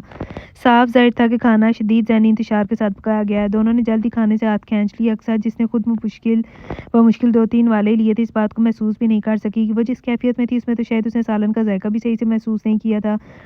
खाने वालों के तासुरात के हाक नोट करती, बर्तन समेटने के बाद मुझे मेरे कमरे में एक गिलास दूध दे जाना बेटा। मुकरम अली ने डाइनिंग टेबल से उठते हुए अक्सा को हिदायत की। इनके पीछे हसन भी टेबल से उठ गया। अक्सर तो पहले ही वे दिल्ली से बैठी थी, फ़ौरन ही हाथ में मौजूद रोटी का टुकड़ा रखकर डाइनिंग टेबल पर से बर्तन उठाने लगी। बर्तन समेटने के बाद उसने दूध गर्म किया और ग्लास में निकालकर मुकरम अली के कमरे में चली आई। हालू जान, ये आपके लिए दूध। उसने दूध का ग्लास साइड टेबल पर रखा और पलटने लगी। कहाँ जा रही हो अक्सा, थोड़ी देर बैठो यहाँ। मुकरम अली ने सुबकारा तो नाचार उसे रुकना पड़ा। क्या बात है, आज हमारी बेटी कुछ उलझी सी नजर आ रही है, उन्होंने उसके चेहरे की तरफ देखते हुए पूछा। नहीं तो, उसने कमज़ोर लहजे में तरतीब की। अगर कुछ नहीं हुआ तो तुम्हारा चेहरा इतना उतरा हुआ क्यों है और उदास क्यों लग रही है, मुकरम अली ने मुस्कुराकर कहा। आज मुझे अम्मी बहुत याद आ रही हैं। अक्सर ने डुबडुबाई हुई आंखों के साथ जो बात की वो मुकरम अली के लिए हैरत अंगेज़ थी। इतने सालों में उन्होंने कभी नहीं सुना था कि उसने अपनी माँ को याद किया हो। ये कि आंसू बहाना, ये सब तो तकदीर के खेल हैं बेटा। ज़िंदगी में कब किस मोड़ पर कौन सा रिश्ता साथ छोड़ जाए कुछ नहीं मालूम। बस ये है कि जल्द या बदेर जाना तो बहरहाल सबको ही है। पीछे रह जाने वालों के पास फ़कत सब्र का रास्ता ही रह जाता है। हैरत से संभलते हुए मुकरम अली ने इसे समझाने का फरीज़ा सा अंजाम दिया। मरने वालों पर तो सब्र आ जाता है, लेकिन जिनका साथ जीते जी छूट जाए इन पर कैसे सब्र करें। आज अक्सा उन्हें हैरान करने पर तुली थी। किसकी बात कर रही हो तुम, उन्होंने चंबे से पूछा। अपने अब्बू की। वो तो जिंदा है ना, इसी मुल्क में, इसी शहर में कहीं रहते हैं, फिर क्यों मैं उनसे महरूम हूँ। अक्सा की बात किसी बम की तरह उनके असाब पर गिरी थी। वो शख्स इस लायक नहीं है कि उसके बारे में गुफ्तगू भी की जाए। बेहतर है कि तुम उसका ख्याल अपने दिल से निकाल दो। मुकरम अली संभले तो नागवारी से जवाब देते हुए दोबारा उस किताब को उठा लिए जो अक्सा के आने से पहले पढ़ रहे थे। अब तुम जाओ और जाकर सो जाओ। सुबह मुझे जल्दी कॉलेज पहुंचना है, नाश्ता ज़रा जल्दी बना देना। वो रुखाई से बोले तो वो कमरे से बाहर निकल गई। अलबत्ता उसका जहन पहले से ज़्यादा उलझ गया। उसका मतलब है अबू ठीक कह रहे हैं, ये लोग अबू को उनकी गुर्बत की वजह से किसी लायक नहीं समझते, इसीलिए उन्होंने उनका जिक्र तक सुनना गवारा नहीं किया। लेकिन मैं कैसे किसी के हुक्म पर उनका ख्याल अपने दिल से निकाल दूं, आखिर मैं उनकी औलाद हूँ। अपनी सोचों में गलता अपने कमरे में जा रही थी कि उसे पीछे से हसन ने पुकारा। वो पलटकर सवालिया नज़रों से उसकी तरफ देखने लगी। ये मरहम लगा लो, अपने हाथ पर आराम आ जाएगा। वो कोई ट्यूब इसकी तरफ बढ़ाते हुए बोला। अपनी हमदर्दी अपने पास संभाल कर रखें, मुझे ज़रूरत नहीं है इस पी की। वो जो बहुत उलझी हुई थी हसन को तल्खी से जवाब देकर अपने कमरे में घुस गई। हसन के चेहरे पर जो गुस्से की सुर्खी छाई थी वो तक देखने की जहमत नहीं की। माशाल्लाह, बहुत जायका है तुम्हारे हाथ में। तुम्हारी माँ भी बहुत लजीज खाने बनाया करती थी। फ्रूट राइफल से भरपूर इंसाफ करते हुए तनवीर खान ने उसे सराहा तो उसका चेहरा अपनी तारीफ पर खिल उठा। कि आप अम्मी से बहुत मोहब्बत करते थे। दोनों हाथ के प्याले में अपना चेहरा रखते हुए अक्सा ने इश्तियाक से तनवीर खान से पूछा। इतना कि तुम अंदाज़ा भी नहीं लगा सकती। बस ये समझो कि लोग हमें एक जान दो का आलिफ कहते थे, उसके बगैर मैं कैसे जी रहा हूँ, इसका अंदाज़ा तो मेरी हालत देख कर भी लगा सकती हो। तनवीर खान ने उस सदकी से जवाब दिया। आप अपना इलाज क्यों नहीं करवाते? आजकल तो इलाज की बहुत जदीद सहूलियात मौजूद हैं। पेचीदा तरीन अमराज का भी इलाज हो जाता है। आप किसी अच्छे कार्डियोलॉजिस्ट से अपना चेकअप करवाएं। अक्सर ने कहा तो तनवीर खान हंस दिए। आप इस तरह हंस क्यों रहे हैं? वो इस हंसी का मफहूम ना समझ सकी। सोच रहा हूँ मेरी बेटी कितनी मासूम है, अपने बाप की हैसियत से वाकिफ़ होने के बावजूद उसे ऐसे मशवरे दे रही है। अच्छे डॉक्टर्स, अच्छा इलाज और अच्छी दवाइयाँ सब पैसे से ख़रीदा जाता है और मैं तो इतना मुफलिस हूँ कि बरसों बाद मिलने वाली बेटी के लिए कोई ढंग का तोहफ़ा भी नहीं ला सकता। 150 से ज़्यादा की मेरी हैसियत नहीं है और तुम आधी हो हज़ारों की चीज़ें बरतने की, इसलिए हाल ही हाथ ही यहाँ चला आता हूँ। तनवीर खान ने बेचारगी से कहा तो अक्सर के दिल पर एक गुंसा सा लगा। वो तड़प कर अपनी जगह से उठी और तनवीर खान के कदमों में आ बैठी। सॉरी अब्बू, मेरी बात ने आपको हर्ट किया, लेकिन सच कहूँ तो आपने भी मुझे बुरी तरह से हर्ट किया। बेशक मुझे खाला जान के घर में हज़ारों की चीज़ें नसीब होती हैं, लेकिन आप मेरे लिए 10 रुपए की बीच कोई चीज़ लाते तो मुझे इन सब चीज़ों से बढ़कर अजीज़ होती। तोहफे को कीमत से नहीं देने वालों के खलूस से परखा जाता है। उसकी आंखों में आंसू चमकने लगे। सॉरी बेटा, मुझे नहीं मालूम था कि मध्यप्रदेश लोगों के दरमियान रहने वाली मेरी बेटी इतनी हसास और पुरखलूस होगी। अगली बार जब यहाँ आऊँगा तो तुम्हारे लिए ज़रूर कोई तोहफा लाऊंगा और आप फिर अपना चेकअप भी करवाएंगे। अक्सर ने प्यार बड़ा इसरार किया। इसका मैं वादा नहीं कर सकता, मैं मजबूर हूँ। तनवीर खान ने मजबूरी का इजहार किया।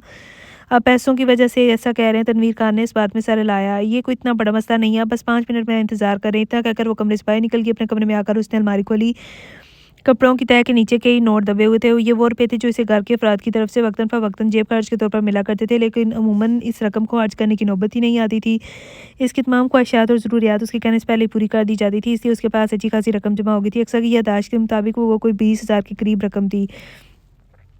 उसने सारे पैसे बाहर निकाले, उन्हें एक लिफाफे में रखकर वापस ड्राइंग रूम में आ गई। कहाँ चली गई थी बेटा? तनवीर खान उसे देखकर मुस्कुराया। बस एक ज़रूरी काम था, कहते हुए करीब आ बैठी। आपसे एक बात पूछूं अब्बू? ज़रूर मेरी जान। तनवीर खान ने अपना बाजू उसके इशारे पर फैलाया। अगर मैं बेटी के बजाय आपका बेटी थी तो आप कैसा महसूस करते? बिल्कुल वैसे ही जैसा भी महसूस करता हूँ। मैं बेटे बेटी में फ़र्क रखने वालों में से नहीं हूँ।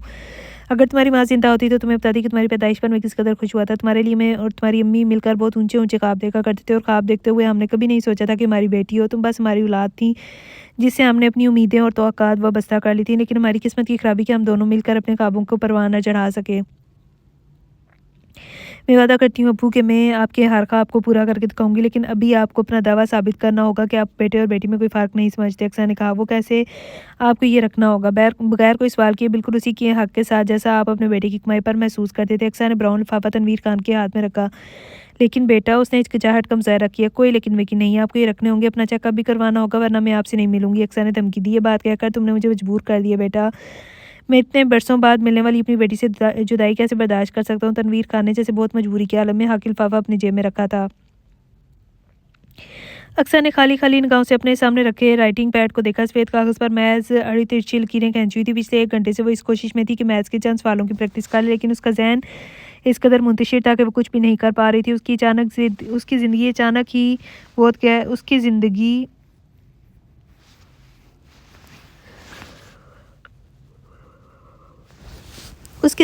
अचानक ही बहुत सी गैर मामूली वाक़यात का शिकार हो गई थी। जब माँ मरी तो उस वक़्त तो ख़ैर इसे इतना होश ही नहीं था, लेकिन अमीना बेगम के इंतकाल ने उसे बुरी तरह मुतासिर किया था।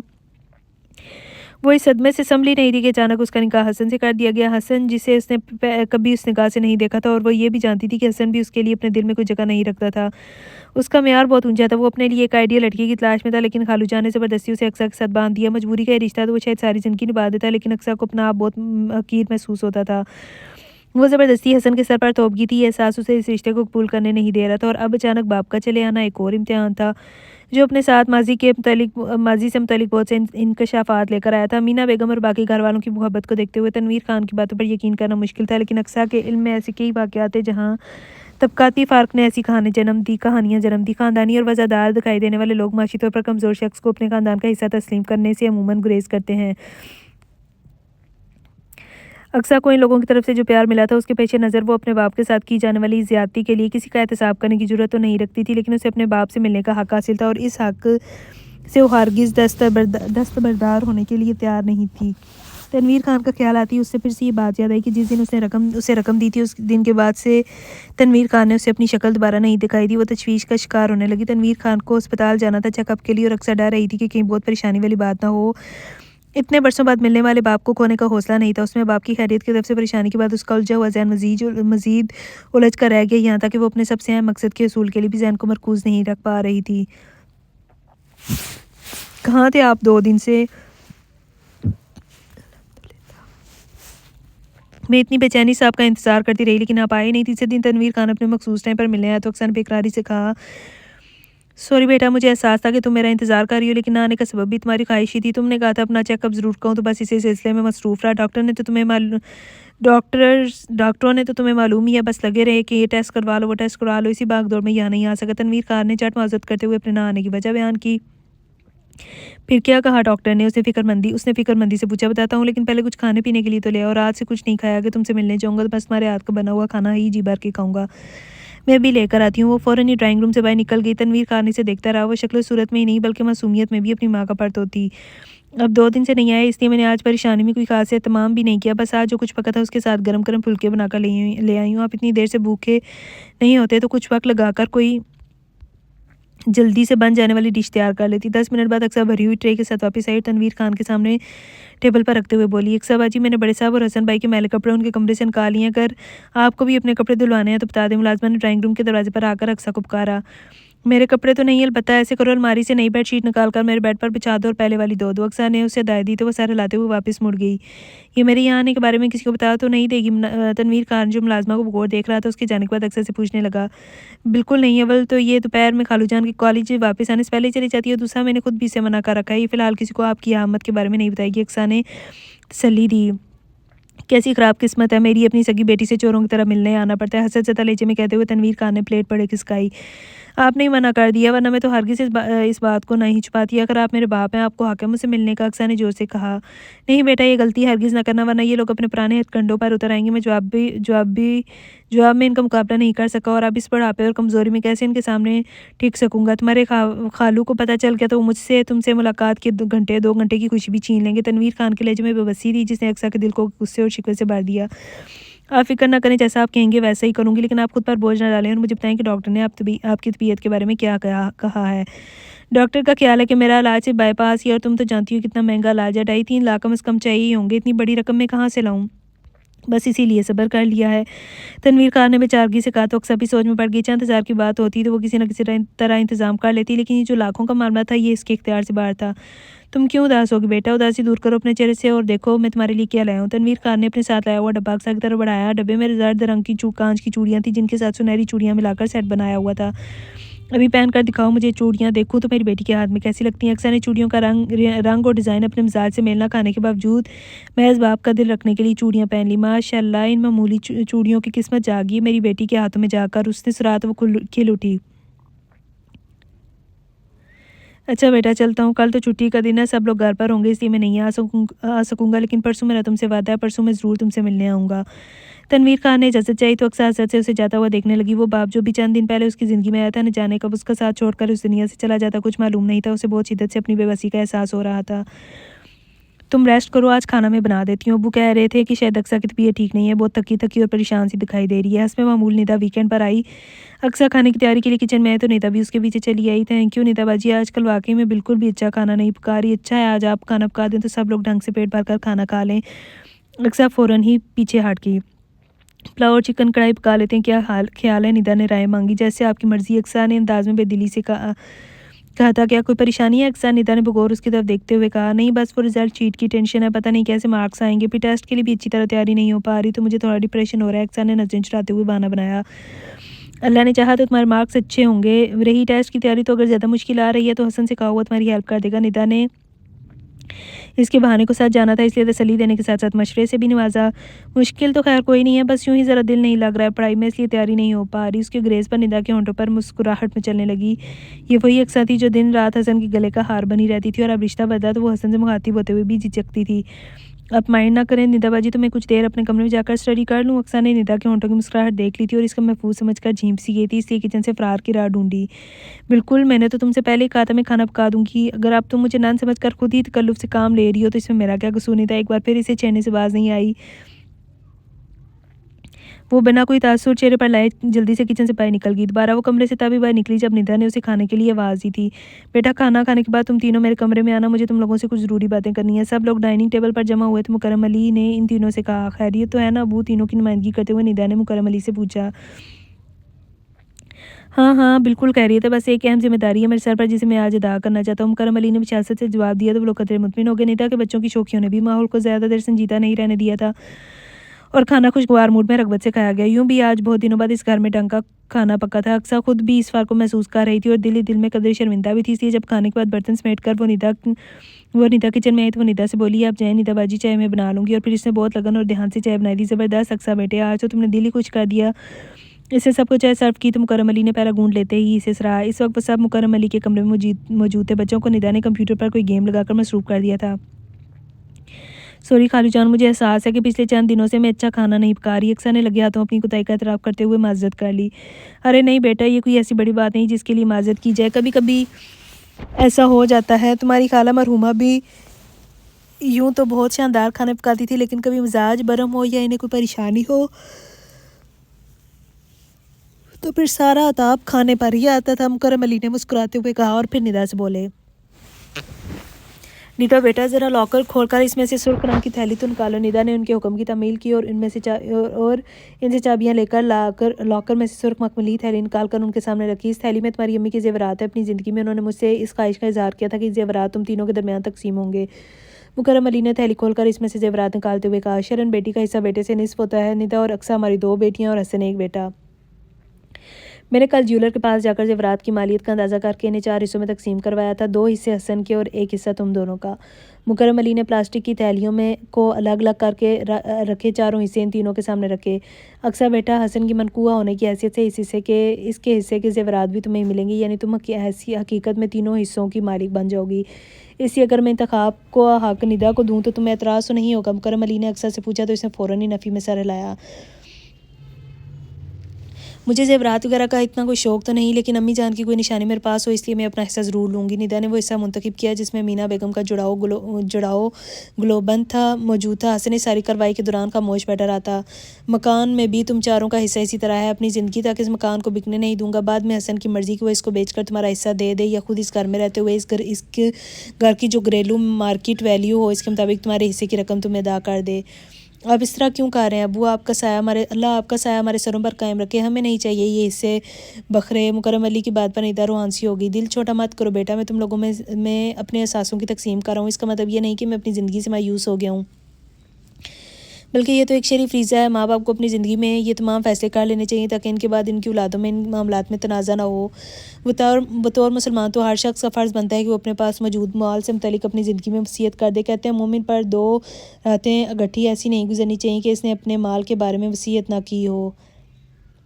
इस एतबार से तो मुझे इस काम को करने में काफ़ी ताख़ीर हो गई है, लेकिन सच शुक्र है कि इस रब ने ज़िंदगी में और होशो-वास के साथ वसीयत करने की तौफ़ीक अता कर दी। मुकर्रम अली ने निदा को समझाया और फिर हसन से बोले, हसन बेटा, अगले साल मैं रिटायर्ड हो जाऊंगा। वहाँ से जो मेरे फ़ंड्स वगैरह मिलेंगे इसके लिए मेरा इरादा है कि किसी रफ़ाई इदारे को डोनेट कर दूँ। मेरी गुज़र औक़ात के लिए तो मेरी पेंशन ही काफ़ी होगी। तुम और आमिर दोनों अच्छी नौकरियों पर हो, अपनी ज़िंदगियाँ अपने बलबूते पर गुजार सकते हो। इसलिए मुझे इत्मीनान है कि इस रकम में से कुछ ना मिलने पर तुम लोगों को किसी तंगी का एहसास नहीं होगा। मेरे सारे बच्चे अपने घरों में खुशहाल ज़िंदगी गुजारते रहेंगे। आपका फ़ैसला बहुत अच्छा है अबू, मुझे इस पर कोई एतराज़ नहीं और मेरे ख्याल में किसी और को भी नहीं होगा। हसन ने मुस्कुराते हुए इन्हें यकीन दिलाया। मुझे भी कोई एतराज़ नहीं। आमिर भी पैसे वगैरह को ज़्यादा अहमियत नहीं देते, इसलिए उनकी तरफ से भी किसी एतराज़ का खदशा नहीं। निदा ने भी उन्हें इत्मीनान दिलाया। आप लोग इतने आला ज़र्फ़ हैं तो बस एक मेरे बाप के लिए ही क्यों अपने दिलों को कुशादा नहीं कर सके? सीए बैठी अक्सा के दिल में शिकवा मचला था। आप आए क्यों नहीं? 3 दिन से मैं इतनी बेचैनी से आपका इंतज़ार करती रही। आपने वादा किया था कि पीर को आऊँगा और आज जुमेरात है। वो खुद को शिकवा करने से नहीं रोक सकी। अपना वादा याद था बेटा, लेकिन तबीयत इतनी ख़राब थी कि 2 कदम चलने की भी सकत नहीं थी। मुझ में अपना वादा किया खाक नबाता। तनवीर खान ने बेचारगी से कहा तो अक्सा ने बगौर देखा। ये आपका नील कैसा पड़ा हुआ है? गौर करने पर उसे तनवीर खान की बाइक कंपटी के करीब पड़ा नील का निशान भी दिखाई दिया। बिस्तर से उठकर बाथरूम जा रहा था कि चकरा कर गिर गया। इस चोट के अलावा भी काफ़ी चोटें आई हैं। इन चोटों की वजह से तो मैं बिल्कुल बेबस हो गया हूँ, वरना किसी ना किसी तरह तुमसे मिलने आ ही जाता। तनवीर खान ने अपनी आस्तीन उल्टकर हाथ पर मौजूद चोट का निशान दिखाया तो वो तड़प गई। कितनी बदकिस्मत हूँ मैं कि मेरा बाप इतना शदीद बीमार है और मैं इनकी खिदमत नहीं कर सकती। वो रोने लगी। मत रो बेटा, ये तुम्हारी नहीं मेरी बदकिस्मती है कि साहिब औलाद होते हुए भी ज़िंदगी के ये आखिरी अय्याम लवारसों की तरह गुजारा हूँ। मौत मुकद्दर है, इस बात पर तो कोई शक नहीं, लेकिन इस लम्हा ख़त्म होती ज़िंदगी में अगर तुम मेरे साथ होती तो मैं सुकून की मौत मरता। वो अक्सा को अपने बाजुओं के सार में लेकर बेचारी से दिलासा देते हुए बोले, नहीं जीने दूंगी मैं आपको ये बेबसी की ज़िंदगी। आपका इलाज होगा और आप लंबी ज़िंदगी जिएंगे। अक्सा ने रोते हुए सर उठाकर बहुत अज़म से कहा। वो फैसला जो 3 दिन से नहीं कर पा रही थी बिल्कुल अचानक हो गया। तुम कर ही क्या सकती हो बेटा? अक्सा की बात पर तनवीर खान के कान खड़े हो गए, लेकिन बज़ाहिर उसने बहुत लाचारी से पूछा, बस आप देखते जाएं। अक्सा जोश में बोलती हुई ड्राइंग रूम से बाहर चली गई। देखते हुए वापस आई तो उसके पास एक स्याह रंग का हैंड बैग था और उसने बड़ा सा दुपट्टा खूब फैलाकर ओढ़ा हुआ था। 2-3 घंटे में वापस आ जाऊंगी, तब तक तुम सारा काम निपटा लेना। और हाँ देखो, अगर खालू जान मुझसे पहले घर वापस आ जाएं तो इनसे कहना कि मैं अपनी दोस्त से मिलने उसकी कार गई हूँ। वो अपने पीछे मुलाजमा को दायद देकर तनवीर खान की तरफ मुड़ी। चलें अबू, हमें जल्दी वापस भी आना है। ये सब क्या है? मुझे भी तो कुछ बताओ बेटा। तनवीर खान का तजस्सुस अरूज पर था। आप चलें तो ये सब पता चल जाएगा। अक्सर ने तनवीर खान का बाजू पकड़कर खींचा तो वो जैसे मजबूरन उसके पीछे चल पड़ा। भाई रोड पर आकर उन लोगों ने एक रक्षा रुकवाया और रक्षा अक्सा की बताई हुई मंजिल की तरफ दौड़ने लगा। मार्केट पहुंचकर अक्सा ने एक ज्वेलर्स शॉप का रुख किया। ये कुछ जेवरात हैं जिन्हें मैं बेचना चाहती हूँ। अक्सा ने अपना हैंड बैग से जेवरात की थैली बरामद की और ज्वेलर के सामने काउंटर पर रख दी।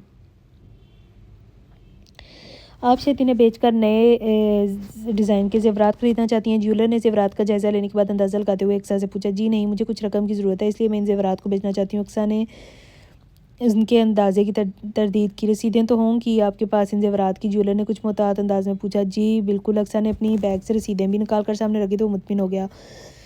आप बैठें, कुछ देर इंतज़ार करें। टांकों, खोट और नगीनों का हिसाब किताब करके ज़ेवरात की कीमत को तयन करने में कुछ वक्त लगेगा, ज्वेलर ने कहा। तो वो और तनवीर खान एक तरफ मौजूद आरामदेह कुर्सियों पर बैठ गए।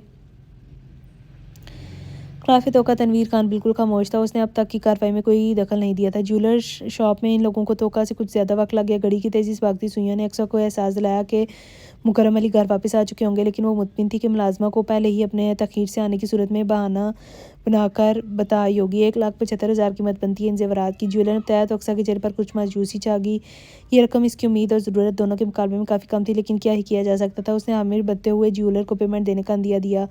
अबू, ये रकम आपके इलाज के लिए है, अगरचे ये काफ़ी कम है, लेकिन फिर भी कुछ ना कुछ तो हो जाएगा। मेरी एक दोस्त के फादर डॉक्टर है, मैं उनसे बात करूँगी। वो हमारा रब्ता किसी ऐसे हार्ट सर्जन से करवा देंगे जो कम फीस पर आपका ऑपरेशन करने पर राज़ी हो जाए। दुकान से बाहर निकलते हुए अक्सर ने रकम तनवीर खान के हवाले करना चाहिए। नहीं बेटा, मैं तुमसे ये रुपये नहीं ले सकता। ये ज़ेवरात यकीनन तुम्हारी खाला जान की तरफ से मिले थे। मैं इस पैसे को अपने ऊपर लगाना हराम समझता हूँ। पहले मैं भी कश करती, लेकिन फिर मैंने सोचा कि जिन लोगों की वजह से आप इस हाल में पहुँचे, अगर उनके पैसा आपके इलाज पर खर्च हो जाए तो इसमें क्या हर्ज है। एक तरफ से इन लोगों की तरफ से आप पर की जाने वाली ज़्यादती का तवान ही होगा। अक्सर ने तनवीर खान के इनकार पर तोजी पेश की। लेकिन फिर भी बेटा, मैं तुमसे ये रकम कैसे ले सकता हूँ? तनवीर खान ने हिचकिचाहट का मुजाहरा किया। अब आप अगर मेरी खुशी चाहते हैं तो आपको मुझसे ये रकम लेना ही होगी। अक्सर ने इसरार किया। तुमने मुझे बेबस कर दिया है बेटा। तनवीर खान को न चारों चार रकम कबूल करना पड़ी थी। अक्सा और यहाँ रक्शे से उतरती अक्सा को पहचानते हुए इसे फ़कत एक लम्हा ही लगा था, लेकिन वो इसके साथ मौजूद आदमी को देखकर तजब्ज़ब का शिकार हो गया था। अपने जानने वालों की फहरिस्त में इस शख्स का नामो निशान भी मौजूद नहीं था, लेकिन अक्सा जिस तरह इस शख्स के साथ मौजूद थी, इसे साफ लग रहा था कि वो इस शख्स को बहुत अच्छी तरह से जानती है। हसरत तजस्सुस के आदम मजबूर होकर इन्हें देखने लगा। वो ऑफिस से किसी ज़रूरी काम के सिलसिले में मार्केट तक आया था, लेकिन इस हैरत अंगेज़ मंजर ने उसे ज़रूरी काम भी बुला दिया था। अक्सर वो शख्स एक ज्वेलर शॉप में गए थे। हसन उनका बाहर आने का इंतज़ार करने लगा। उसका ये इंतज़ार बहुत तवील साबित हुआ। पिछले चंद रोज़ से अक्सर जितनी डिस्टर्ब दिखाई दे रही थी, इस मंजर का यकीनन इससे कोई ताल्लुक था जिससे हसन वो ताल्लुक जाना चाहता था, इसलिए सब्र से इंतज़ार करता रहा। भले आखिर इसका सब्र रंग लाया। बाहर निकलने के बाद अक्सर वो आदमी कुछ देर बाहर खड़े रहे। अक्सर इस आदमी को एक फूला हुआ लिफाफा दे रही थी, जिसे लेने से शायद वह इनकार कर रहा था, लेकिन बहरहाल अक्सर के इसरार पर इसने वो लिफाफा रख लिया और फिर वो लोग हसन की नज़रों के सामने एक रिक्शे में बैठकर रवाना हो गए। इनके जाने के बाद हसन इस गाड़ी से उतरा और इसी ज्वेलर शॉप में दाखिल हो गया। अभी यहाँ मेरी बीवी आई थी। मैं जानना चाहता हूँ कि वो यहाँ क्या कुछ बेच कर गई हैं। उसे महज अंदाजे की बुनियाद पर ही ज्वेलर से ये सवाल किया। देखिए जनाब, हमने बाकायदा रसीदें देखकर ज़ेवरात खरीदे हैं, इसलिए आप हमसे किसी तरह की पूछगछ नहीं कर सकते, ज्वेलर ने हिफ्ज़ मुक़द्दम के तहत हसन को आगाह किया। मैं आपसे पूछगछ नहीं कर रहा, मैं सिर्फ ये चाहता हूँ कि आप वो ज़ेवरात मुझे एक नज़र दिखा दें। वो ज़ेवरात मेरी माँ की निशानी है, लेकिन मेरी बीवी को उनका डिज़ाइन पसंद नहीं आया, इसलिए वो बहुत दिनों से इन्हें बेचने पर जोर दे रही थी। अगर आपने मुझे वो ज़ेवरात दिखा दिए तो मैं इन्हें खुद खरीद लूँगा। मेरे ख्याल में आपको तो इस बात से कोई फ़र्क नहीं पड़ता कि आपने तो वो ज़ेवरात किसी न किसी को बेचने ही है। हसन ने ज्वेलर को मुतमिन करने के लिए बहाना बनाया, जिस पर उसने इस बात में सर हिलाते हुए अपने साथी को ज़ेवरात लाने को कहा। मैंने उनसे कहा कि अगर वो नए डिज़ाइन के ज़ेवर बनाना चाहती हैं तो मेरी शॉप से ले सकती हैं, लेकिन उन्होंने कहा कि उन्हें रकम की ज़रूरत है, इसलिए वो ज़ेवरात बेच रही है। ज्वेलर ने मज़ीद बताया, हाँ वो चाहती हैं कि घर का फर्नीचर वगैरह चेंज करने के लिए नए सिरे से घर का इंटीरियर किया जाए। इसे इस सिलसिले में रकम चाहिए थी, लेकिन चूँकि मैं इनकार कर रहा था, शायद इसीलिए उसने ये रास्ता ढूंढा। हसन शर्मिंदा सा बहानों पर बहाने बना रहा था। आजकल की लड़कियां ऐसी ही आकबतना अंदेश है, ज़ाहरी शोशा में घर लुटा कर रख देती हैं। भला बताओ, सास ने कितने चाव से जेवर चढ़ाया होगा बहू का, और बहू ने ज़रा सी ख्वाहिश की खातिर मियाँ के में लाए बगैर बेच डाला। शॉप पर मौजूद दो खवातीन में से एक उम्र रसीदा खातून ने तबसरा किया। इस दौरान ज्वेलर ने ज़ेवरात हसन के सामने रख दिया। हसन ने फ़ौरन ही शिनाख्त कर ली। अपनी माँ की निशानी को इतनी बेदर्दी से और बिला इजाज़त बेच देने पर उसे अक्सा पर गुस्सा आने लगा। अगर आप ये ज़ेवरात ख़रीदना चाहते हैं तो 2.5 लाख रुपये अदा करें, मैं सारा ज़ेवर आपके हवाले कर दूंगा। ज्वेलर, जिसने अक्सा की कम उम्री और तजर्बाकारी को देखते हुए ज़ेवरात की कीमत बहुत कम लगाई थी, ज़ेवरात के लिए हसन की बेकरारी देखकर यारी से बोला, ठीक है, फ़िलहाल मैं आपको 50,000 पेमेंट कर सकता हूँ, आप मुझे रसीद बना दें, कल मैं आपको बाकी की रकम देकर ये ज़ेवरात ले जाऊँगा। हसन ने अपना क्रेडिट कार्ड निकाल कर ज्वेलर के सामने रखा और इसके कार्ड में फ़िलहाल इतनी अमाउंट की गुंजाइश थी। ज्वेलर ने उसे रसीद बनाकर दे दी तो वो शॉप से बाहर निकल आया। फ़िलहाल उसने ऑफिस वापस जाने का इरादा तय कर दिया। इसलिए ऑफिस कॉल करके अपने ना आने की इतला दी और घर की तरफ रवाना हो गया। वो अपनी गली से कुछ फासले पर था तो उसने अक्सा को रक्शे से गली के कोने पर उतरते देखा। हसन के नज़दीक आने से पहले रक्षा रवाना हो चुका था। वो वहाँ से पैदल चलकर घर की तरफ जाती अक्सा को के करीब से एक गाड़ी निकाल कर ले गया और गेट पर पहुंचकर ज़ोरदार हॉर्न दिया।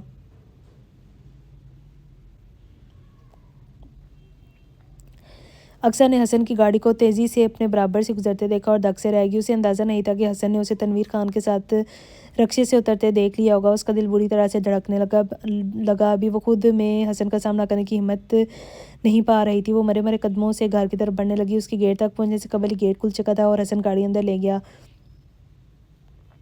चलो भाई, अच्छा है, अक्सा भी आ गई, अब सब मिलकर ही लंच करेंगे। मुकरम अली जो गेट बंद कर रहे थे अक्सा को देखकर बोले, ये आज तुम जल्दी कैसे घर आ गए? उन्हें ख्याल आया तो वो पलट कर उतरते हसन से पूछने लगे। कुछ तबीयत नहीं ठीक लग रही थी, इसलिए सोचा घर चल कर थोड़ी देर रेस्ट कर लूँ। घर के अंदरूनी हिस्से की तरफ जाती अक्सा ने हसन की संजीदा आवाज़ सुनी और किचन की तरफ बढ़ गई। मुलाजमा वापस जा चुकी थी और वो किचन में खाना जूं का तूं रखा था। अक्सा खामोशी से खाना डाइनिंग टेबल पर लगाने लगी।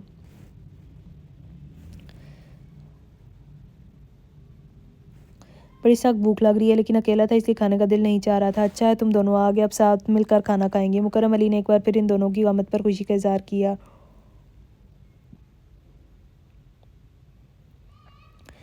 मैं तो अपनी दोस्त के साथ खाना खाकर आई हूँ, आप दोनों खाना खा ले। मार्केट से वापस आते हुए तनवीर खान के इसरार पर एक फास्ट फूड शॉप से उसने बर्गर और कोल्ड ड्रिंक ले ली थी। इस वजह से उसे घर पहुंचने में भी मज़ीद देर हो गई थी और अब वो पछता रही थी कि उसने तनवीर खान की बात क्यों मानी। अगर वो सीधी घर आ जाती तो हसन से इस तरह का सामना ना होता। वो जानती थी कि फ़िलहाल हसन मुकरम अली की मौजूदगी की वजह से खामोश है, लेकिन बाद में वो इस सिलसिले में उससे बात ज़रूर करेगा और उसके लिए वो खुद को ज़हनी तौर पर तैयार करने की कोशिश कर रही थी। मुलाजमा ने बताया था मुझे कि तुम अपनी किसी दोस्त से मिलने गई हो। मुझे बड़ी हैरत हुई कि तुमने तो पहले अपना ऐसा कोई इरादा ज़ाहिर नहीं किया और ना ही तुम कभी इस तरह से अकेली अपनी दोस्तों के घर जाती हो। क्या कोई इमरजेंसी थी? मुकरम अली ने अक्सा के इनकार पर पूछा। जी हाँ, उसकी अम्मी की तबीयत ख़राब थी और वो अकेली घबरा रही थी, इसलिए जब उसने फ़ोन करके अपने घर आने का इसरार किया तो मैं मना नहीं कर सकी।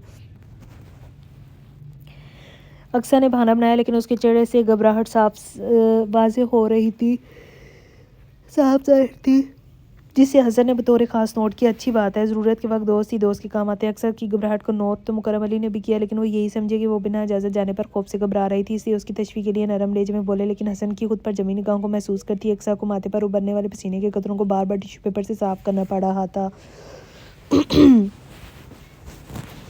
अक्सर सारा दिन मुंतज़िर रही थी कि हसन उससे तनवीर खान के मुतालिक किसी किस्म का इस्तफसार करेगा, लेकिन हसन की तरफ से मुकम्मल खामोशी थी। दूसरे दिन वो अपने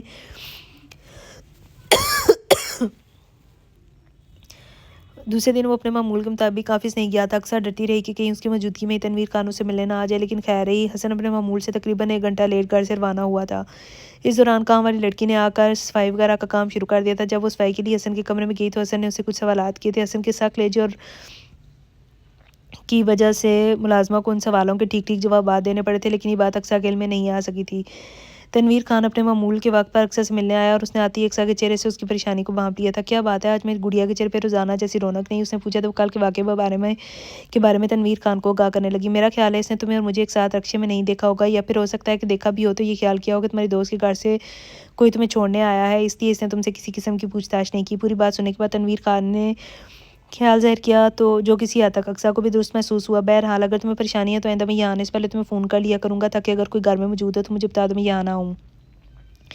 अक्सा ने इस बात में सर हिलाते हुए तनवीर खान को घर का टेलीफोन नंबर दे दिया। मैं सोच कर आया था कि आज तुम्हें अपने साथ अपने घर लेकर चली जाऊँगा, ताकि अगर कभी तबीयत खराबी की वजह से तुमसे मिलने या आना आ सकूँ तो तुम मेरा हाल मालूम करने वहाँ आ सको। तनवीर खान ने अपने प्रोग्राम के बारे में बताया तो अक्सर तजब्ज़ब में पड़ गई। कल वो तनवीर खान के साथ बाहर की थी तो अच्छी खासी परेशानी उठानी पड़ी। अब आज फिर जाती तो जाने क्या सूरत हाल पेश आती। अगर तुम नहीं चलना चाहती तो कोई बात नहीं, मैं तो सिर्फ तुम्हारी परेशानी के ख्याल से कह रहा था कि कभी तबीयत ख़राब हुई और मैं ना आ सका तो तुम बैठी बैठी होती रहोगी। मेरा तो कोई फ़ोन नंबर भी नहीं कि जिस पर फ़ोन करके तुम खैरियत मालूम कर सको। मुझे तो खैर आदत ही है तकलीफ़ के दिन तन्हा घर में लूट फूट कर गुजारता हूँ। कभी ऐसी बेबसी होती है कि कोई खलक में 2 घूंट पानी डालने वाला भी नहीं होता, लेकिन बस रीढ़ हड्डी हूँ, इसलिए किसी ना किसी तरह गुजारा हो ही रहा है। तनवीर खान ने अक्सा को मुतज़ब्ज़िब देखा तो गुलगुले लहजे में कहने लगा, अक्सा आपकी बेबसी का ये किस्सा सुनकर रह ना सकी और साथ जाने के लिए तैयार होगी। घर से रवाना होने से पहले इसने मुलाजमा को बताया तो इसने कुछ कहने के लिए लब खोले फिर चुप होगी। तनवीर खान उसे शहर के जिस हिस्से में लेकर गया वो तंगो तारीख गलियों और छोटे छोटे मकानात पर मुश्तमिल था। गलियों में जा गंदगी के ढेर, ठहरा हुआ पानी और नांग तड़ंग बच्चे दिखाई दे रहे थे। ये है तुम्हारे बाप का गरीब खाना, जो तुम्हें अच्छा तो यकीनन नहीं लगेगा, लेकिन मेरी मजबूरी है कि मैं अपने रहने के लिए बस यही जगह अफोर्ड कर सकता हूँ। एक छोटे से मकान का ताला खोलते हुए तनवीर खान ने कहा। अक्सर ने मकान में दाखिल होकर उसका जायज़ा लिया। कमरे में और सैन पर मुश्तमिल इस मकान के दर दीवार में अजीब सी वहशत रची हुई थी। मकान में मौजूद मुख्तसर सा सामान समेट कर रखा गया था। उसके बावजूद फर्श और चारपाई पर बिछी चादर की हालत से ज़ाहिर था कि यहाँ पर सफाई का कोई एहतमाम नहीं किया जाता। घर की फ़िज़ा में अजीब सी बू बसी थी। अक्सा का जी मतलाने लगा, लेकिन वो तनवीर खान का दिल रखने के लिए मुस्कुराते हुए चारपाई के कोने पर टिक की। रोज़ाना तुम मेरी खातिर मदारत करती हो, आज मैं तुम्हें अपने हाथ से चाय बनाकर पिलाता हूँ।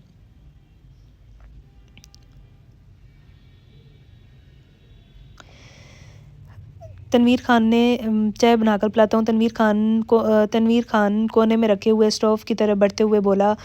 अक्सा ने चाय का पानी रखने की गार से तनवीर खान की उठाई देचकी को देखा। देचकी के किनारों पर मौजूद काली था। इस बात का सबूत थी कि अरसे से देचकी को ढंग से धोया नहीं गया। इस देचकी में बनी हुई चाय को पीने के ख्याल से अक्सा को उबकाई आने लगी। रहने दे अब्बू, इस वक्त मुझे चाय की बिल्कुल भी तलब नहीं, बस आप यहाँ आकर बैठ जाए और मुझसे बातें करें। उसने तनवीर खान को चाय बनाने से मना किया तो वो देचकी छोड़कर वापस अक्सा के करीब आ बैठा। तनवीर खान कहाँ हो यार, अभी वो बैठा ही था कि कुछ शख्स बाहर से आवाज़ें लगाते हुए अंदर आ गया। एक अजनबी सामने पाकर अक्सा घबरा सी की, लेकिन तनवीर खान ने उसे तसल्ली दी। ये नूर मोहम्मद है, मेरा जिगरी दोस्त, उससे घबराने की कोई ज़रूरत नहीं।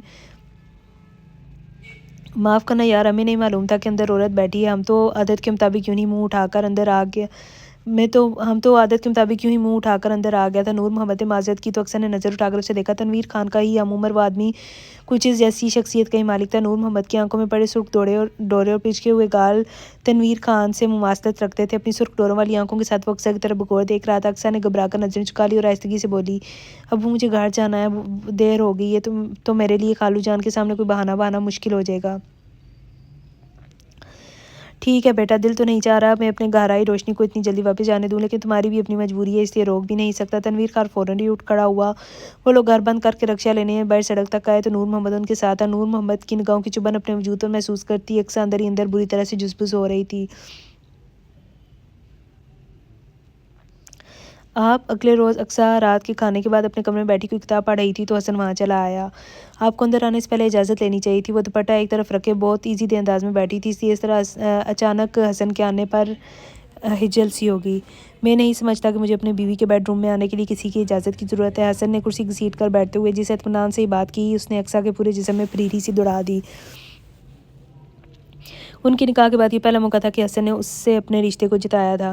वैसे बाय द वे आप खुद इस लफ्ज़ इजाज़त से आशना है जो दूसरों को इसकी नसीहत कर रही हैं। हसन का अंदाज़ बेहद तंज़िया था। अक्सर समझ गई कि वो बाज़ पुरसी के लिए आया है। मुझे आपसे किसी किस्म की इजाज़त लेने की ज़रूरत नहीं है। अक्सा ने बेमरवती का मुज़ाहरा किया। ज़रूरत है मिसिज़ अक्सा हसन, ज़रूरत है। ये गार सिर्फ आपका नहीं कि आप जिसे चाहें यहाँ बुलाएं और कोई आपसे पूछने वाला भी ना हो। हसन का लहजा कांटदार था। सिर्फ मेरा नहीं बल्कि लेकिन मेरा भी है, इसलिए कम से कम मुझे ये हक़ हासिल है कि मैं अपने बाप को मिलने के लिए यहाँ बुला सकूँ। अब हकीकत को छुपाना मुश्किल था, इसलिए उसने एतराफ़ कर लिया। बाप? कौन सा बाप? वो शख्स जिसने सारी ज़िंदगी पलट कर तुम्हारा हाल नहीं पूछा, आज वो बाप होने का दावेदार बनकर यहाँ आ गया और तुम हमारी मोहब्बतें भूलकर इस शख्स को सर आंखों पर बैठा रही हो। हसन की आवाज़ में तंज़ और गुस्से की आमेज़िश थी। मोहब्बत के नाम पर ज़्यादती करना कोई आप लोगों से सीखे। इसी मोहब्बत का सहारा लेकर आप लोगों ने मुझसे मेरा बाप छीन लिया। क्या जुर्म था मेरे अब्बू का? सिर्फ यही ना कि वो गरीब थे। खाला और खालू जान को इन्हें अपने बराबर बिठाते हुए तौहीन महसूस होती थी, इसलिए उनसे उनकी बीवी और बेटी को छीन लिया गया। वो यकदम ही फट पड़ी थी। हसन हैरान नज़रों से उसे देखने लगा। तुम हकीकत से वाकिफ़ नहीं हो अक्सा। तुमसे जो कुछ तुम्हारे अब्बू ने कहा है तुमने इसे सच जान लिया, लेकिन कुछ सच्चाइयाँ तो मेरी ज़ुबान से भी सुनो। तनवीर खान एक आदी जवारी और शराबी शख्स है। उसने ज़रीना खाला पर ज़िंदगी को इतना तंग कर दिया था कि उन्हें मजबूरन हमारे घर में पनाह लेनी पड़ी। मैंने तुम्हें उसके साथ देखने के बाद जो दिन खामोशी से गुजारे थे, उनमें से यूं ही हाथ पर हाथ रख धर कर नहीं बैठा। एक एक बात मालूम की है मैंने इस शख्स के बारे में। उसकी ज़िंदगी सिर्फ आवारागर्दियों में और जेल के चक्कर काटते हुए गुजरी है। उसके सगे भाई ने उससे ताल्लुकात ख़त्म कर रखे हैं। अभी पिछले हफ्ते ही पुलिस उसे जुए के एक अड्डे से उठाकर ले गई थी। 2 दिन तक हवालात में रहने के बाद अपने किसी दोस्त की मदद से वो बाहर निकलने में कामयाब हुआ था। यहाँ उसने क्यों और किस मकसद के लिए आना शुरू किया है ये तो वो ज़्यादा बेहतर जानता है, लेकिन मैं तुम्हें खबरदार कर देना चाहता हूँ कि जो कुछ नुकसान हो चुका है बस इसी पर इक्तफ़ा कर लो और हमारे साथ साथ खुद पर जुल्म ना करो। हसन का तेज़ लेजा बतदरीज धीमा हो गया था। उसकी आखिरी 2 बातों ने अक्सा को बुरी तरह चौंकाया। तनवीर खान का 2 दिन के वक्फे से जिस्म पर चोटों के निशान लेकर आना उसे अच्छी तरह याद था। साथ ही हसन ने किसी नुकसान का जिक्र किया तो क्या वो जानता था कि अक्सा ने तनवीर खान को क्या कुछ दिया है, लेकिन कैसे ये बात अक्सा की समझ में नहीं आ रही थी। हसन मजीद की वजाहत किए बगैर उसके कमरे से बाहर निकल गया। पीछे अक्सा सोचों की गर्दाब में गिरी बैठी थी। फ़ोन की घंटी एक तवातर से बज रही थी। बाजार से अक्सा ने बहुत सुस्ती से आकर रिसीवर उठाया। मुझे अक्सर से बात करनी है। उसकी हेलो के जवाब में एक मर्दाना आवाज़ सुनाई दी। जी बात कर रही हूँ, हैरान होती अक्सर ने कहा। बोलने वाली आवाज़ उसके लिए अजनबी थी। मैं नूर मोहम्मद बात कर रहा हूँ, तनवीर खान का दोस्त। दूसरी तरफ मौजूद शख्स ने अपना तारुफ करवाया तो अक्सर को तनवीर खान के घर मिलने वाला शख्स याद आ गया। साथ ही उसे बेतहाशा परेशानी ने भी घेर लिया। बेतहाशा परेशानी ने भी घेर लिया। अबू खैरियत तो है ना? उसने बेहद तशवीश से नूर मोहम्मद से पूछा। नहीं, तुम्हारे अबू ठीक नहीं है, उसकी तबीयत बहुत ज़्यादा ख़राब है। उन्होंने मुझसे कहा है कि मैं फ़ोन करके तुम्हें बुला लूँ, वो तुमसे मिलना चाहते हैं। नूर मोहम्मद ने उसके अंदेशों की तस्दीक करते हुए उसे तनवीर खान का पैगाम पहुंचाया। मैं भी आ रही हूँ। अक्सर ने जल्दी से रिसीवर क्रैडल पर रखा और चादर ओढ़कर पर्स उठाया और किचन की तरफ बड़ी, जहाँ मुलाजमा बर्तन धो रही थी। मैं कुछ देर के लिए बाहर जा रही हूँ, तुम गेट बंद कर लो। उसकी आंखों की नमी और चेहरे पर परेशानी थी। खैरियत तो है बाजी? आप बहुत परेशान लग रही हैं। मेरे अब्बू की तबीयत ख़राब है, मैं उनसे मिलने जा रही हूँ, तुम उनके लिए दुआ करना। अक्सर की आवाज़ रंध गई। वो मुश्किल से खुद पर काबू पाते हुए घर से बाहर निकली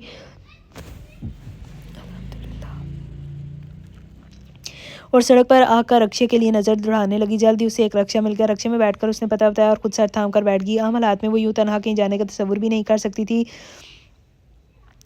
लेकिन इस वक्त हर झिझक और खौफ पर बाप की मोहब्बत हावी थी। इसका बाप बीमार था और उसका बीमार दिल अपनी बेटी को पुकार रहा था। बेटी भी भला कैसे रुक सकती थी? जैसे ही रक्शे ने उसे उसके मतलूबा मुकाम तक पहुंचा दिया, तनवीर खान के दरवाजे पर पहुंचकर उसने शुक्र अदा किया। वो इन गलियों में भटकने के बजाय सीधी यहाँ पहुँच गया है। लरसते हाथों से उसने दरवाजे पर दस्तक दी तो दरवाज़ा फ़ौरन ही खुल गया। दरवाज़ा खोलने वाला शख्स नूर मोहम्मद था। अक्सर तेज़ी से अंदर की तरफ बढ़ी। अंदर कमरे में तनवीर खान अपने बिस्तर पर आंखें मूंदे लेटा था। उसके चेहरे पर तकलीफ के आसार थे। कमरे में उसके अलावा एक और बारिश बूढ़ा आदमी और दो दरमियानी उम्र के आदमी और भी थे, लेकिन अक्सर की वजह कमर कर सिर्फ और सिर्फ बिस्तर पर मौजूद तनवीर खान था। वो लपक कर इसके करीब आ गया। अब्बू, तनवीर खान के सराहने बैठते हुए उसने होले से उसे पुकारा। जवाब में तनवीर खान ने फ़ौरन आंखें खोलकर उसे देखा और फिर खुद भी उठकर बैठने की कोशिश की, लेकिन उठ ना सका और निढाल सा होकर सर वापस तकिए पर रख दिया। क्या हुआ? तबीयत अचानक इतनी ख़राब क्यों होगी? अक्सर ने बाप का हाथ पकड़ते हुए बेताबी से पूछा। बेटा, जो रोग दिल को लगा है वो चैन ही नहीं लेने देता। तनवीर खान ने बहुत दुखी लहजे में कहा। आपकी तबीयत इतनी ख़राब है और आप घर पर हैं, आपको तो फ़ौरन अस्पताल जाना चाहिए। अक्सर ने तनवीर खान के चेहरे पर खिंडी जर्दी और इसके होले होले कपकाते जिस्म को देखते हुए कहा। दवा खा रही थी मैंने, उससे तबीयत संभल गई है, फिर अब तुम भी आ गए हो। अब मैं फ़ौरन ठीक हो जाऊँगा, तनवीर खान ने कहकर फिर आंखें मूंद ली। कल ले गया था मैं इसे डॉक्टर के पास। डॉक्टर का कहना है इसकी हालत बिल्कुल भी ठीक नहीं है, जल्द से जल्द ऑपरेशन होना चाहिए और इसमें भी बहुत खतरा है। पता नहीं ऑपरेशन में इसकी जान भी बच सकी या नहीं। नूर मोहम्मद के करीब आकर सरगोशियों में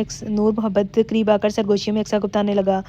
ये सब सुनकर अक्सा का चेहरा सफ़ेद पड़ गया। साथ ही उसे अपनी कुताई का भी ख्याल आया। तनवीर खान ने से उसने कहा था कि वो अपनी दोस्त के वालिद से उसके ऑपरेशन के सिलसिले में बात करेगी, लेकिन हसन के इल्म में अपनी और तनवीर खान की मुलाकात का मामला आ जाने के बाद वो ज़हनी तौर पर इस कदर उलझ गई थी कि उसका ध्यान इस मामले की तरफ से हट गया। लेकिन अब तनवीर खान की हालत उसे पछतावों में मुब्तला कर रही थी।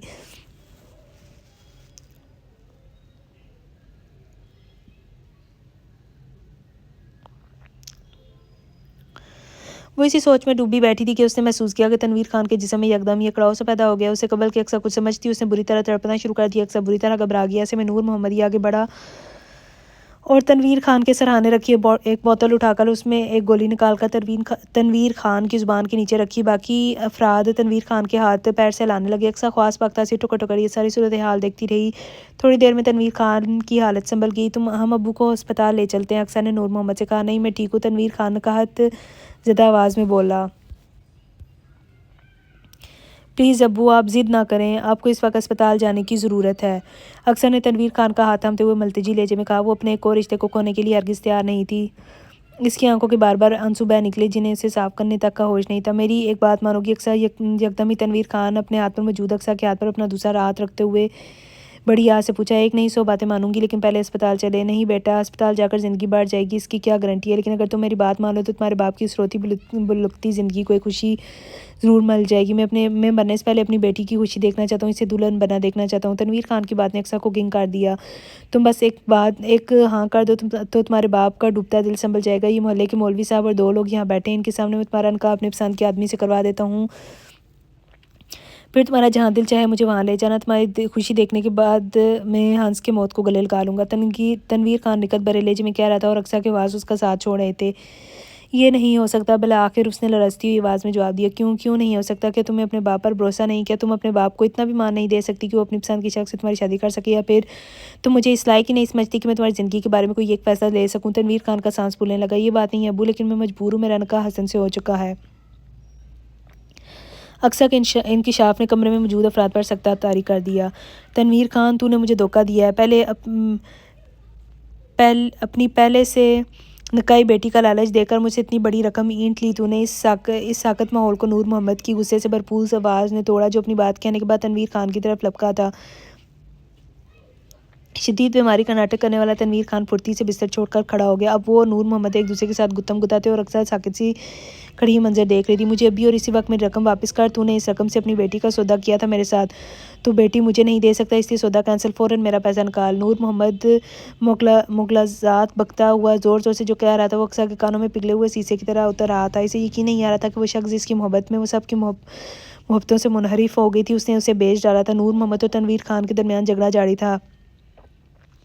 वहाँ मौजूद अफराद इस झगड़े के दरमियान बीच बचाव की कोशिश कर रहे थे, लेकिन दोनों ही अफराद पर जुनून तारी था। अक्सर ने अजनबी नज़रों से जानवरों की तरह लड़ते अपने बाप को देखा और फिर अपनी लरजती टांगों को बमुश्किल काबू करती बैरूनी दरवाजे की तरफ बढ़ गई। दरवाजे से बाहर कदम रखते ही उसकी समातों ने अंदर होने वाली एक धमाके की आवाज़ सुनी, लेकिन उसे पीछे मुड़कर नहीं देखा। वो जल्द अज जल्द इस जगह से दूर भाग जाना चाहती थी। यहाँ उसने ज़िंदगी को इतने मकरूर रूप में देखा था कि उसे खुद अपने दिल से जीने की उमंग मिटती हुई महसूस हो रही थी। गाड़ी तेज़ रफ्तारी से चलाते हुए हसन का दिमाग गुस्से से खोल रहा था। उसने अक्सर को तनवीर खान के सिलसिले में तंबीह की थी, लेकिन उसके बावजूद वो तनवीर खान से मिलने उसके घर चली गई थी। हसन को उससे इतनी जुर्रत की उम्मीद नहीं थी। वो समझता था कि अक्सर ज़्यादा से ज़्यादा तनवीर खान को घर बुलाकर उससे मिलते रहने पर इक्तफा करेगी, लेकिन उसने ऐसा नहीं किया। उसने तो महज किसी अनजाने खदशे के तहत घरेलू मुलाजमा को अपना कॉन्टैक्ट नंबर देकर उसे हिदायत की थी कि अगर कभी कोई गैर मामूली वाक़या पेश आ जाए तो वो उसे आगाह कर दे। और मुलाजमा ने जब इसे फ़ोन करके ये इतला दी कि अक्सर तनहा अपने बाप से मिलने के लिए गई है, तो उसे शदीद गुस्सा आया। हसन की हासिल करदा मालूमात के मुताबिक तनवीर खान जिस कमाश का बंदा था, अक्सर का तनहा उसके घर जाना किसी तरह मुनासिब नहीं था। हसन जानता था कि तनवीर खान को कोई बीमारी नहीं, वो पहले भी अक्सर को धोखा देकर एक बड़ी रकम हथिया चुका था और अब फिर उसने तबीयत की खराबी के बहाने अक्सर को अपने घर बुलाया था, तो यकीनन उसके पीछे किसी नेक इरादे का इम्कान नहीं था। हसन को कुछ गुस्सा मुलाजमा पर भी था, जिसने फौरी तौर पर उसे फ़ोन करने के बजाय कुछ वक्त इस इंतज़ार में गुजारा था कि अक्सर घर वापस आ जाएगी, लेकिन अक्सर अपने कहे के मुताबिक जल्दी वापस नहीं आई तो मुलाजमा ने घबरा कर हसन को इतला दी। हसन हर काम जूं का तूं छोड़कर ऑफिस से निकल पड़ा, लेकिन गुस्से के साथ साथ खदशात भी थे जो उसे सता रहे थे। उस इलाके की सड़कें तंग और टूटी फूटी थी, इसलिए हसन को गाड़ी की रफ्तार कम करना पड़ी। वही सूरत हाल पर इतना परेशान था कि गाड़ी की स्पीड कम करने पर भी उलझन महसूस हो रही थी, लेकिन फिर वो चौंक सा गया। साथ चादर में लिपटी तेज तेज कदम उठाती वो लड़की अक्सर थी। ये पहचानने में से महज 2 सेकंड ही लगे थे। उसे कदर फासले पर होने के बावजूद वो उसके चेहरे की उड़ी हुई रंगत और चाल में मौजूद इज़्तिराब को महसूस कर सकता था। गाड़ी में बैठो, हसन ने अक्सा के सर पर ले जाकर गाड़ी रोकी और फ्रंट सीट का दरवाज़ा खोलते हुए ताकुम भरी आवाज़ में कहा। अक्सा खामोशी से गाड़ी में बैठ गई। अपने नज़दीक गाड़ी रुकने पर वो चौंकी ज़रूर थी, लेकिन हसन को देखकर खौफज़दा नहीं हुई थी। हसन समझता था कि अपने यूं इस तरह पकड़े जाने पर वो घबरा गई, लेकिन उसके बरअक्स हसन को उसके सरासीमा चेहरे पर इत्मीनान के रंग उतरते हुए महसूस हुए थे। गाड़ी में बैठते ही उसने बहुत थके से अंदाज में अपना सर सीट की पुश से टिकाकर आंखें मूंद ली थी। हसन जो इसे सख्त सुनाना चाहता था लब बीच कर रह गया। उसे महसूस हुआ था कि अक्सर किसी अनहोनी से गुजर कर आई है। वो खौफज़दा ही नहीं, दुखी भी महसूस हो रही थी। चुनाचे उसे कुछ भी कहने का इरादा मुलतवी करके वो खामोशी से ड्राइव करता रहा।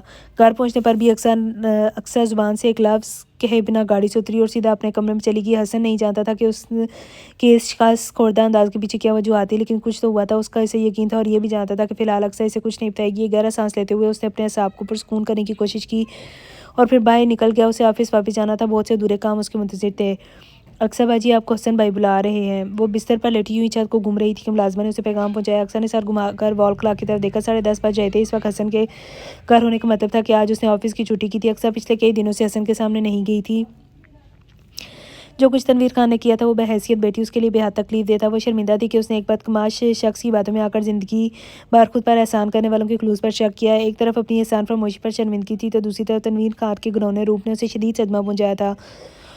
वो तसव्वुर भी नहीं कर सकती थी कि मज़लूमियत का लबादा ओढ़कर बरसों बाद मिलने वाला उसका बाप उसे बाजार में मिलने वाली किसी जिन्स की तरह फ़रोख्त कर चुका है। शदीद दुख और शर्मिंदगी ने अक्सा के असाब को बुरी तरह मुतासिर किया था। वो कई दिन तक बीमार पड़ी रही थी और बीमारी के इस अरसे में निदा उसके पास रुकी हुई थी। अपने बच्चों की पढ़ाई, शोहर की जिम्मेदारियाँ और ससुराल के झमेले सब कुछ छोड़कर उसने अक्सर की तीमारदारी की थी। इसे एहसास हो रहा था कि ये सब यूं ही तो नहीं था। इतनी कुर्बानियाँ तो बस मोहब्बत में दी जाती हैं और अक्सर इन मोहब्बतों की नाकदरी के जुर्म की मुर्तकिब हुई थी। वो जितना पछताती कम था। खालू जान भी उसकी बीमारी के अरसे में उसके लिए बहुत मुतफक्की रहे थे। उन्होंने उसके लिए फ्रिज में ताज़ा फलों और जूसेस का ढेर लगा दिया था। वो इसके सगे बाप नहीं थे, लेकिन हकीकत ये थी कि उसका सगा बाप मुकर्रम अली के कदमों की खाक के बराबर भी नहीं था।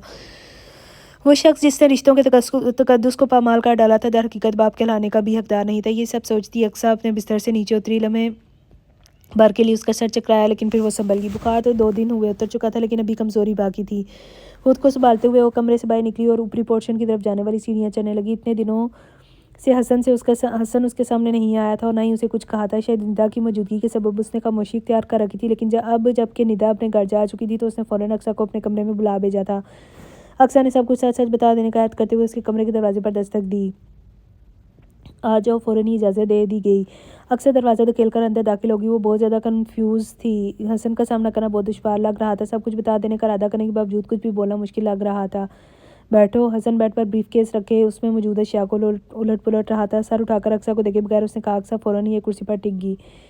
3 दिन पहले तुम्हारा रिजल्ट आ गया था। तुम्हें इन्फॉर्म इसलिए नहीं किया कि तुम्हारी तबीयत ठीक नहीं थी और हस्बतों का रिजल्ट न पाकर तुम मज़ीद डिप्रेस्ड हो सकती थी। हसन ने बेहद संजीदगी से इसे जो इत्तला दी वो आम हालात में यकीनन इसके लिए बहुत संगीन साबित होती, लेकिन अब तो वो ऐसे हालात से गुजर आई थी कि बात मामूली ही महसूस हो रही थी। हम सब जानते हैं कि एन एग्ज़ाम्स के दिनों में अम्मी की वफ़ात और अचानक निकाह ने तुम्हें जिस ज़हनी कर्ब में मुब्तला किया उसके साथ तुम्हारे रिजल्ट पर भी पड़े हैं, लेकिन तुम फिक्र ना करो, मैंने मालूमात हासिल कर ली हैं। 1-2 अच्छी प्राइवेट यूनिवर्सिटियाँ हैं जो टेस्ट की बुनियाद पर एडमिशन देती हैं। अभी तुम्हारे पास कुछ दिन हैं, तुम तैयारी कर लो। टेस्ट क्लियर हो गया तो तुम्हारा एडमिशन हो जाएगा। अक्सा जिन बातों की उम्मीद लेकर यहाँ आई थी, हसन उसके बरखिलाफ मसले को डिस्कस कर रहा था। अक्सा की आंखों से आंसू बहने लगे। ये वो शख्स है जिसकी ज़ात की वो पिछले कई महीनों से नफ़ी कर रही थी और वो उसकी नाकामी को भी कामयाबी में बदल देना चाहता था। तुम रो क्यों रही हो? मैंने कहा ना कि तुम्हारा एडमिशन हो जाएगा, बस तुम टेस्ट की तैयारी कर लो। हसन अपने हिसाब से अक्सा के रोने का जो मतलब समझा था उसी के मुताबिक उसे तसल्ली देने लगा। आप मुझे माफ़ कर दें, मैं आपकी नवाजिशों की हकदार नहीं हूँ। अक्सा ने रोते रोते बड़ी मुश्किल से जुमला अदा किया। फजूल बातें मत करो, मैं जो कुछ कर रहा हूँ अपने दिल की खुशी से कर रहा हूँ, ये कोई नवाजिश नहीं, तुम्हारा हक है। हसन ने आहिस्ता से उसे डिपटा। आप नहीं जानते, आपको नहीं मालूम मैं कितनी बुरी लड़की हूँ। मैंने आपको बहुत नुकसान पहुँचाया। वो कहे बगैर ना रह सकी। खाला जान का जो जेवर खालू जान ने मुझे दिया था, मैंने वो सारा बेच डाला और इस शख्स के हवाले कर दिया जो हरगिज़ भी उसका हकदार नहीं था। इस शख्स ने बाप के रूप में मुझे धोखा दिया। आप जानते हैं कि उस शख्स ने मेरे साथ क्या किया? उसने मेरी कीमत वसूल कर ली। अगर मैं आपके निकाह में ना होती तो वो इस रोज़ अपने बदमाश दोस्त से ज़बरदस्ती मेरा निकाह पढ़वा देते। वो रोते हुए उसे उस दिन की हर बात बताने लगी जब वो तनवीर खान और नूर मोहम्मद के दरमियान होने वाली हाथापाई का फ़ायदा उठाकर वहाँ से भाग निकली थी। हसन खामोशी से सब कुछ सुनता रहा। ये लो, पानी पी लो। उसने एक ही सांस में सब कुछ कह डाला था और अब बुरी तरह हिचकियाँ ले लेकर रो रही थी। हसन ने पानी से भरा ग्लास उसके लबों से लगाया तो वो चंद घूंट लेकर संभल गई। अलबत्ता इतना सब कुछ जान लेने के बाद भी हसन का यूं पुरसुकून रहना उसे हैरत में मुब्तला कर रहा था। तब भी उससे पूछ बैठी, आपको ये सब जानकर गुस्सा नहीं आया? ये सब जो तुमने आज बताया, इनमें से बेशतर बातें मैं पहले से जानता हूँ और सच ये है कि इस वक्त मुझे बहुत गुस्सा भी आया था, ख़ुसूसन अम्मी का जेवर बेचने वाली हरकत पर। लेकिन फिर मैंने खुद को तुम्हारी जगह रखकर हालात का तजिया किया तो तुम्हारा अमल मुझे इतना गलत महसूस नहीं हुआ। एक नादान और ज़माने की चालाकियों से नावाकिफ़ लड़की का तनवीर खान के जाल में फंसना, वो भी इस सूरत में कि वो इसका बाप था और बहुत सी मोहब्बतों के बावजूद इस लड़की के दिल में बाप की मोहब्बत के लिए हिड़क मौजूद थी। कोई बहुत अनहोनी बात नहीं थी, बस मेरा गुस्सा ख़त्म हो गया। यूँ भी तुम्हारे लिए मेरे दिल में इतनी जगह है कि मैं तुम्हारी बड़ी से बड़ी गलती को भी माफ़ करने का हौसला रखता हूँ। हसन के आखिरी जुमले पर अक्सा के दिल ने अचानक ही एक बीट मिस की, लेकिन फिर इसे बहुत सी हकीकतें याद आ गईं। आप बहुत अच्छे हैं। हालात के तहत आपको ज़बरदस्ती मुझसे बांध कर आपके साथ शदीद ज़्यादती की गई है। मैं जानती हूँ आप किसी बहुत शानदार लड़की से शादी करना चाहते थे और मैं तो किसी लायक ही नहीं हूँ। सब लोगों ने ज़बरदस्ती मुझे आपके सर मुंड दिया है, लेकिन मैं नहीं चाहती कि आप गले पड़ा ये ढोल ज़रूर ही बजाएं। आपको जब आपकी पसंद की कोई लड़की मिले तो आप ज़रूर इसे शादी कर लीजिएगा। खालू जान और नीता बाजी को मैं खुद राज़ी कर लूँगी। वो बहुत मुदब्बिर बनी हसन से कह रही थी।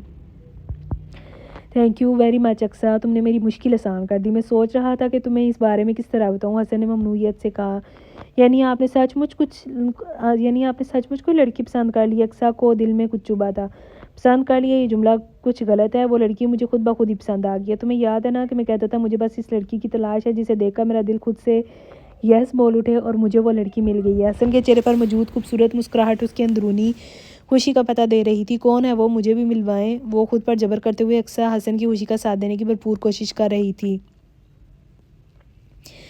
मिल भी लेना, लेकिन फिलहाल तुम इसकी तस्वीर देख लो। हसन अपने सामने पड़ा ब्रीफकेस खोलने लगा। अक्सा सांस रोके से ब्रीफकेस से वो सफ़ेद लिफाफा निकालते देखती रही जिसमें हसन के कहने के मुताबिक उसकी मनपसंद लड़की मौजूद थी। अक्सा का दिल चाहा कि वोट कर भाग जाए, लेकिन वो खुद पर जब्त किए बैठी रही। उस पर बिल्कुल अचानक ये इंकशाफ हुआ था कि वो हसन की ज़िंदगी में अपने सिवा किसी को बर्दाश्त नहीं कर सकती थी, लेकिन उसने ये जानने में बहुत देर कर दी। सामने बैठा शख्स उसका शोर था जिस पर उसका शरई और कानूनी हक होते हुए भी वो कोई हक नहीं जता सकती थी। उसने ये सारे हकूक़ खुद अपने हाथों से ही गुनवाए थे। लरसते हाथों से हसन का थमाया हुआ लिफाफा पकड़कर उसने उसमें मौजूद तस्वीर को बाहर निकाला। तस्वीर धुंधली थी और वो तस्वीर में मौजूद लड़की के गुलाबी लिबास के सिवा कुछ भी नहीं देख पा रही थी। यकदम ही उसे एहसास हुआ कि तस्वीर धुंधली नहीं बल्कि धुंध उसकी अपनी आंखों में उतरी हुई है। उसने हाथ की पुश से आंखों में आए आंसू साफ किए और एक बार फिर तस्वीर की तरफ देखा। इस बार इसे बहुत ज़ोर का झटका लगा। तस्वीर में गुलाबी जोड़े में मौजूद लड़की वो खुद ही है। तस्वीर यकीनन इन तस्वीरों में से एक थी जो इनके निकाह वाले दिन आमिर ने उतारी थी। क्या हुआ, तुम्हें मेरी पसंद नहीं आई? हसन ने उसकी हालत से महजूज होते हुए पूछा। आप मेरे साथ मजाक कर रहे हैं? अक्सर नाराज़ी से कहते हुए उठ खड़ी हुई। ये मजाक नहीं, मेरी ज़िंदगी का सबसे बड़ा सच है। हसन उसके मुकाबले जा खड़ा हुआ। लेकिन कैसे? अक्सर अभी भी उलझी हुई थी। कैसे, ये तो मुझे खुद भी नहीं पता, बस बिल्कुल अचानक ही सब कुछ हो गया। मैं तो सिर्फ अब्बू का मान रखने के लिए इस निकाह पर राज़ी हुआ था, लेकिन जब निकाह के बाद तुम पर पहली नज़र डाली तो दिल यकदम ही यस बोल उठा। मेरे लिए तो खुद ये एक इंकिशाफ ही था, लेकिन मैंने तो इसे फ़ौरन कबूल कर लिया। सच को कबूल कर लेने में ही आफियत होती है, लेकिन तुमने मुझे बड़ा सताया, हर बार मुझे रद्द करती रही। अगर मैं तुम्हें इतनी अच्छी तरह ना जानता होता तो तुम्हारे इन रवैयों का कोई ऐसा सबब समझ बैठता है जो तुम्हारे हक़ में यकीनन अच्छा ना होता। अक्सर ने हसन की मुबहिम बात का मफ़हूम बहुत अच्छी तरह समझा था और अंदर ही अंदर थरा गई थी।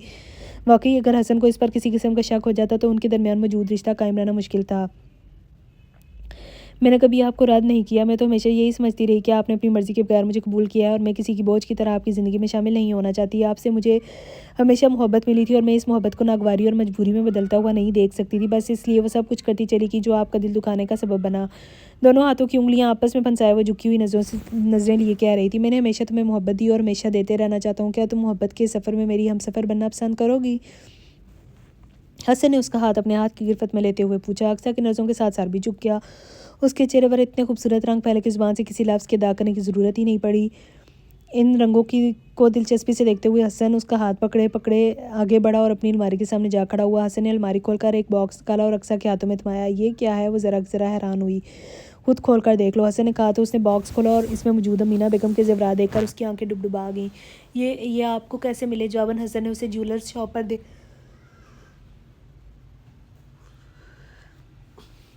शॉप पर देखने के से लेकर ज़ेवरात दोबारा ख़रीदने की तमाम तफसीलात सुना डाली। ये सब सुनकर अक्सा खुद पर बिल्कुल काबू नहीं रख सकी और हसन के शाने पर सर टिका कर रो पड़ी। हसन अपने दूसरे हाथ से उसके बालों को सहलाते हुए तसल्ली देने लगा। अक्सा के आंसू से तकलीफ दे रहे थे। वो कभी भी इसे दुखी नहीं देख सकता था। शायद यही वजह थी कि उसने अक्सा से तनवीर खान का इंजाम छुपा लिया था। तनवीर खान और नूर मोहम्मद के दरमियान होने वाले इस झगड़े में तनवीर खान ने नूर मोहम्मद पर गोली चला दी थी, जिससे नूर मोहम्मद मौके पर ही हलाक हो गया था। तनवीर खान आजकल पुलिस की तहवील में था और इसके साबका मुजरिमाना रिकॉर्ड की मौजूदगी में उसके कत्ल के इस मुकदमे से बच निकलने की कोई उम्मीद नहीं थी। तनवीर खान ने नूर मोहम्मद और अपने दरमियान होने वाले तनाज़े की असल वजूहात बयान नहीं की थी और इस झगड़े को दो जवानियों के दरमियान पैसे पर होने वाले झगड़े पर ही मामूल किया गया था। मौके पर मौजूद बाकी तीन अफराद ने भी इस मामले में अपनी ज़ुबानें बंद रखी थी और थाने कचहरी के चक्कर में पड़ने के बजाय खुद को लाग रखना ही मुनासिब समझा था। यूँ इस सारे किस्से में अक्सा का नाम कहीं नहीं आया था, जिसके लिए हसन अल्लाह का शुक्रगुजार था। अक्सा उसकी बीवी थी और वो इसकी किसी कोताही को अपने सगे बाप और बहन के में भी नहीं आने देना चाहता था। अचानक गेट पर किसी गाड़ी के रुकने और फिर हॉर्न की आवाज़ सुनाई दी। हसन ने हाथ बढ़ाकर खिड़की का पर्दा हटाया और बाहर झांका। नुसरत पप्पू और असमत पप्पू आई हैं। बाहर देखते हुए उसने अक्सा को इत्तला दी तो वो रोना भूलकर एक झटके से उससे अलग हुई। रुक जाओ ना यार, अच्छा है मेरी दोनों पुफियाँ ये मंजर देख लें तो निकाह की तरह रुकती भी अभी खड़े खड़े ही इंजाम पा आ जाएगी। हसन ने अक्सा को तंग करने के लिए उसका हाथ मजबूती से थाम लिया। रुकसी मेरे टेस्ट के बाद करवा लीजिएगा, वो घबराकर जल्दी से बोली थी। नहीं भाई, तुम्हारा कोई भरोसा नहीं, बाद में तुम रुकसी की तारीख अपनी तालीम मुकम्मल होने तक बढ़वा लोगी। हसन ने उसका हाथ ना छोड़ा। मैं ऐसा नहीं करूँगी, आप तो खुद मेरे लिए आपसे दूर रहना मुमकिन नहीं। दोनों पुफियों की दहशत थी या शायद जिसने अक्सा से इतना वाज़ेह एतराफ़ करवा डाला। तुम्हारी ज़ुबान से यह एतराफ़ सुनकर अब तो मेरा और भी दिल नहीं चाह रहा कि तुम्हें यहाँ से जाने दूँ। हसन इसे ज़िद करने पर तुला हुआ था। प्लीज़ हसन। हसन को उसके अपना नाम पुकारने की अदा इतनी भाई कि फ़ौरन ही उसकी दरख्वास्त कबूल करते हुए उसका हाथ छोड़ दिया। अक्सर सरपट बाहर की तरफ दौड़ी। उसके इस अंदाज़ पर हसन के होंठों पर मुस्कुराहट फैल गई। सादगी और मासूमियत का इम्तिजाज। ये लड़की उसकी रगो जान से बहुत करीब थी और वह दिन दूर नहीं था जब अपनी खुशबू इसके कमरे में छोड़कर जाने वाली लड़की खुद यहाँ आकर बस जाती। इन लम्हों का तसव्वुर करके हसन को अपने दिल में खुशियों की बारात उतरती महसूस हुई। तो व्यूवर्स, ये था हमारा आज का नावल। उम्मीद करती हूँ आप लोगों को बहुत पसंद आया होगा। अल्लाह हाफिज़।